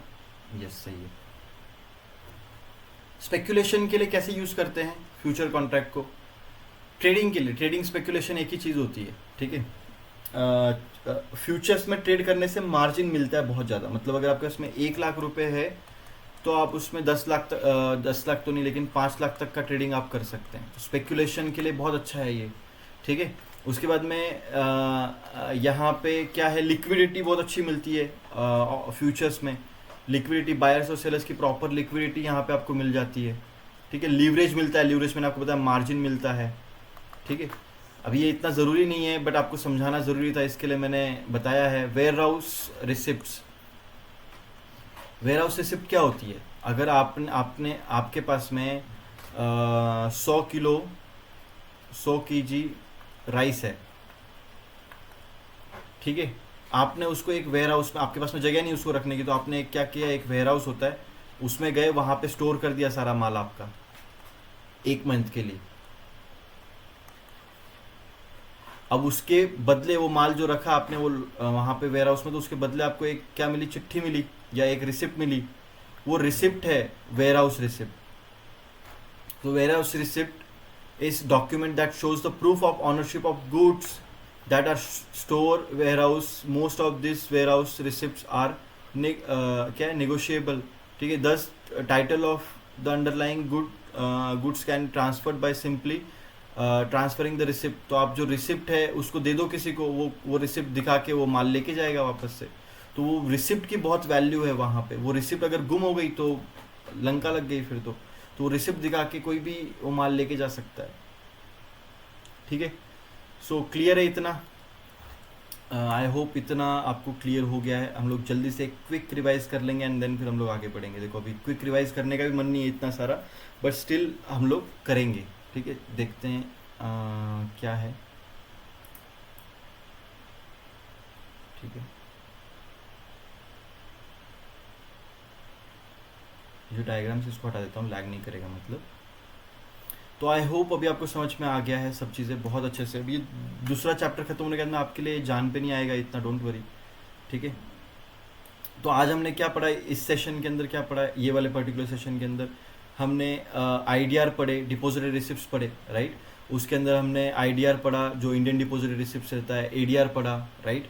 देन उसके अंदर हांगकांग पढ़ा, ग्लोबल डिपॉजिटरी रिसिप्ट पढ़ा। डिपॉजिटरी रिसिप्ट्स क्या होते हैं कि बाहर के देश में हमारे उनके करेंसी में हम लोग हमारे शेयर्स गिरवी रख के जो है वहाँ पे डीआर से इशू करें और वो डीआर ट्रेड होंगे, राइट। मैंने अच्छे से समझाया कंसेप्ट, मुझे लगता नहीं है कि आपको कोई भी आईडीआर मतलब क्या होता है कि बाहर के देश की कंपनी हमारे देश में आके हमारे इंडियन करेंसी में डिपॉजिटरी रिसिप्ट इशू करे, ठीक है। और ग्लोबल मतलब कि अलग अलग कंट्रीज में करें, ठीक है, ठीक है। और डीआर के यूज़ बताए थे क्या क्या है। फॉरेन करेंसी कन्वर्टेबल बॉन्ड मतलब फॉरेन करेंसी में हो, कन्वर्टेबल बॉन्ड्स होते हैं वो एफसीसी 20, और वो रेगुलेट कौन करता है यहाँ पे वो भी लिखा हुआ है, देखिए। ये भी याद रखना है, एफसीसी कौन रेगुलेट करता है, फेमा रेगुलेट करता है, याद रखना। इक्विटी लिंक डिबेंचर, जो डिबेंचर इक्विटी से लिंक होते हैं तो उसमें से आपको बताया मैंने कि एक पोर्शन जो है वो डिबेंचर में या बॉन्ड्स में रहता है, बाकी जो एक छोटा सा पार्ट जो है वो इक्विटी में डाल के उससे रिटर्न जनरेट करते हैं, ताकि जो लोग रिस्क नहीं लेना चाहते बॉन्ड्स के साथ और अपना सॉरी इक्विटी के साथ में, वो स्टिल कम रिस्क वहाँ पे लेकर एक इक्विटी का मज़ा उठा सकते हैं, ठीक है। कमोडिटीज़ में भी सेम चीज़ होती है, मैंने आपको बताया था। मॉर्टेज पैक मतलब कि आपके जो होम लोन के डॉक्यूमेंट्स है वगैरह वो, ठीक है। रीट्स मतलब और इनविट्स मतलब कि रीट्स मतलब रियल इस्टेट और इनविट्स मतलब कि जो है इंफ्रास्ट्रक्चर। तो रीट्स में क्या होता है, 80% आपकी जो पैसे वो एसेट रियल इस्टेट में जाने चाहिए और 90% जो पैसा है यूनिट कैपिटल का वो जाना चाहिए इंफ्रास्ट्रक्चर प्रोजेक्ट में, इनविट्स में, ठीक है। तो रीट्स में आपको 80% रियल इस्टेट में डालना पड़ेगा, इनविट्स में आपको 90% जो इंफ्रास्ट्रक्चर में डालना पड़ेगा, ठीक है। ये आपको याद रखना है, ठीक है। कमोडिटीज़ आपको मैंने बताया एक सॉफ्ट होती है, एक गोल्ड, एक सॉफ्ट कमोडिटी होती है, एक हार्ड कमोडिटी। सॉफ्ट कमोडिटीज़ वो होती हैं जो कि माइन की जाती हैं, जो हार्ड कमोडिटीज़ वो होती है जो माइन की जाती है। इसमें मेरा खुद का कन्फ्यूजन है, तो हार्ड कमोडिटीज़ जो होती है वो माइन की जाती हैं, ठीक है। जो सॉफ्ट कमोडिटीज़ होती हैं वो होती है आपकी जो ग्रो करी जाती हैं, ये याद रख लो अभी, ठीक है। हार्ड मतलब माइन करना, निकालना ज़मीन में से उसको, ठीक है, एक्सट्रैक्ट करना, ठीक है। और सॉफ्ट कमोडिटीज़ मतलब ग्रो करना, ज़मीन में उसको उगाना, ठीक है। यहाँ पे लिखा हुआ है कि हार्ड कमोडिटीज़ क्या है, नेचुरल माइन की जाती है, गोल्ड, क्रूड ऑयल, और सॉफ्ट कमोडिटीज़ क्या है, वो ग्रेन्स और पल्सेस होती हैं, ठीक है। तो सॉफ्ट में ग्रेन्स और पल्सेस आती है, हार्ड में आती है क्रूड ऑयल और गोल्ड, और ये याद रखना ये, ठीक है। प्रिशायस मेटल में आपको मैंने बताया गोल्ड और सिल्वर ही आता है, ठीक है। उसका स्टोरेज कॉस्ट बहुत कम होता है, इसके लिए वो वायबल इन्वेस्टमेंट होती है। कमोडिटी ईटीएफ मतलब क्या होता है, वही ईटीएफ जो लोगों से पैसा लेकर कमोडिटीज़ में डाला जाए, ठीक है। Manage contract, manage future contract मैंने आपको बताया फ्यूचर कॉन्ट्रैक्ट के क्या क्या फ़ायदे होते हैं। वेयर हाउस रिसिप्ट मैंने आपको बता दिया क्या होती है। तो आई होप यहाँ तक क्लियर है। अब हम लोग नोट्स के पार्ट 3 में जाएंगे, लेकिन जो कोर्स का रहेगा वो भी पार्ट 3 यहाँ से स्टार्ट होगा। पार्ट 2 नोट्स मतलब जो कोर्स है, कोर्स में पार्ट 2 रहेगा। अगर आप इस वीडियो को यूट्यूब पे देख रहे हैं तो वो पूरा आपको एक सेशन मिलेगा, बट अगर आप उसको स्प्लिट्स में देख रहे हैं जैसे यूडेमी या किसी और कोर्स के वेबसाइट पे देख रहे हैं तो उस केस में आपको ये जो है स्प्लिट में मिलेगा। तो वहाँ पे ये पार्ट 2 स्टार्ट होगा अभी, ठीक है। तो पार्ट 1 अभी हमने कंप्लीट कर दिया है पूरी तरीके से, मैं गेस कर रहा हूँ। ओके, तो कुछ भी डाउट्स हैं, कुछ भी क्वेश्चंस है, ट्विटर पे पूछना है, जो कि मेरा यूज़र नेम दे रखा है मेरे वेबकैम के नीचे। एंड उसके अलावा व्हाट्सअप नंबर मैंने दे रखा है डिस्क्रिप्शन में, आपको कुछ लगता है तो वहाँ से पूछ लीजिए। यूडेमी के जो MCQ में अगर आपको परचेस करते टाइम में कुछ इश्यूज़ आ रहे हैं पेमेंट वगैरह में, तो आप मुझे व्हाट्सअप कर सकते हैं, उसमें मैं आपको हेल्प कर दूंगा। उसके अलावा कुछ भी इश्यूज़ हैं आपको कोर्स रिलेटेड, RS रिलेटेड, तो वो बता दूंगा मैं आपको। और एक और चीज़ बताना चाहता हूँ, ये कोर्स ये पार्ट खत्म होने से पहले जो कि MCQs रहेंगे वो लास्ट में मैं कवर अप करूँगा खुद से। सॉल्विंग के जो सम्स हैं, वो जो थेरेटिकल हैं वो आपको खुद से करने, लेकिन जो सम हैं वो सारे मैं करके दूंगा ताकि आपको इश्यूज़ ना आए। केस स्टडीज़ में करके दूंगा, वो भी आपको मैं करके दूंगा, ठीक है। सो मिलते हैं नेक्स्ट पार्ट में।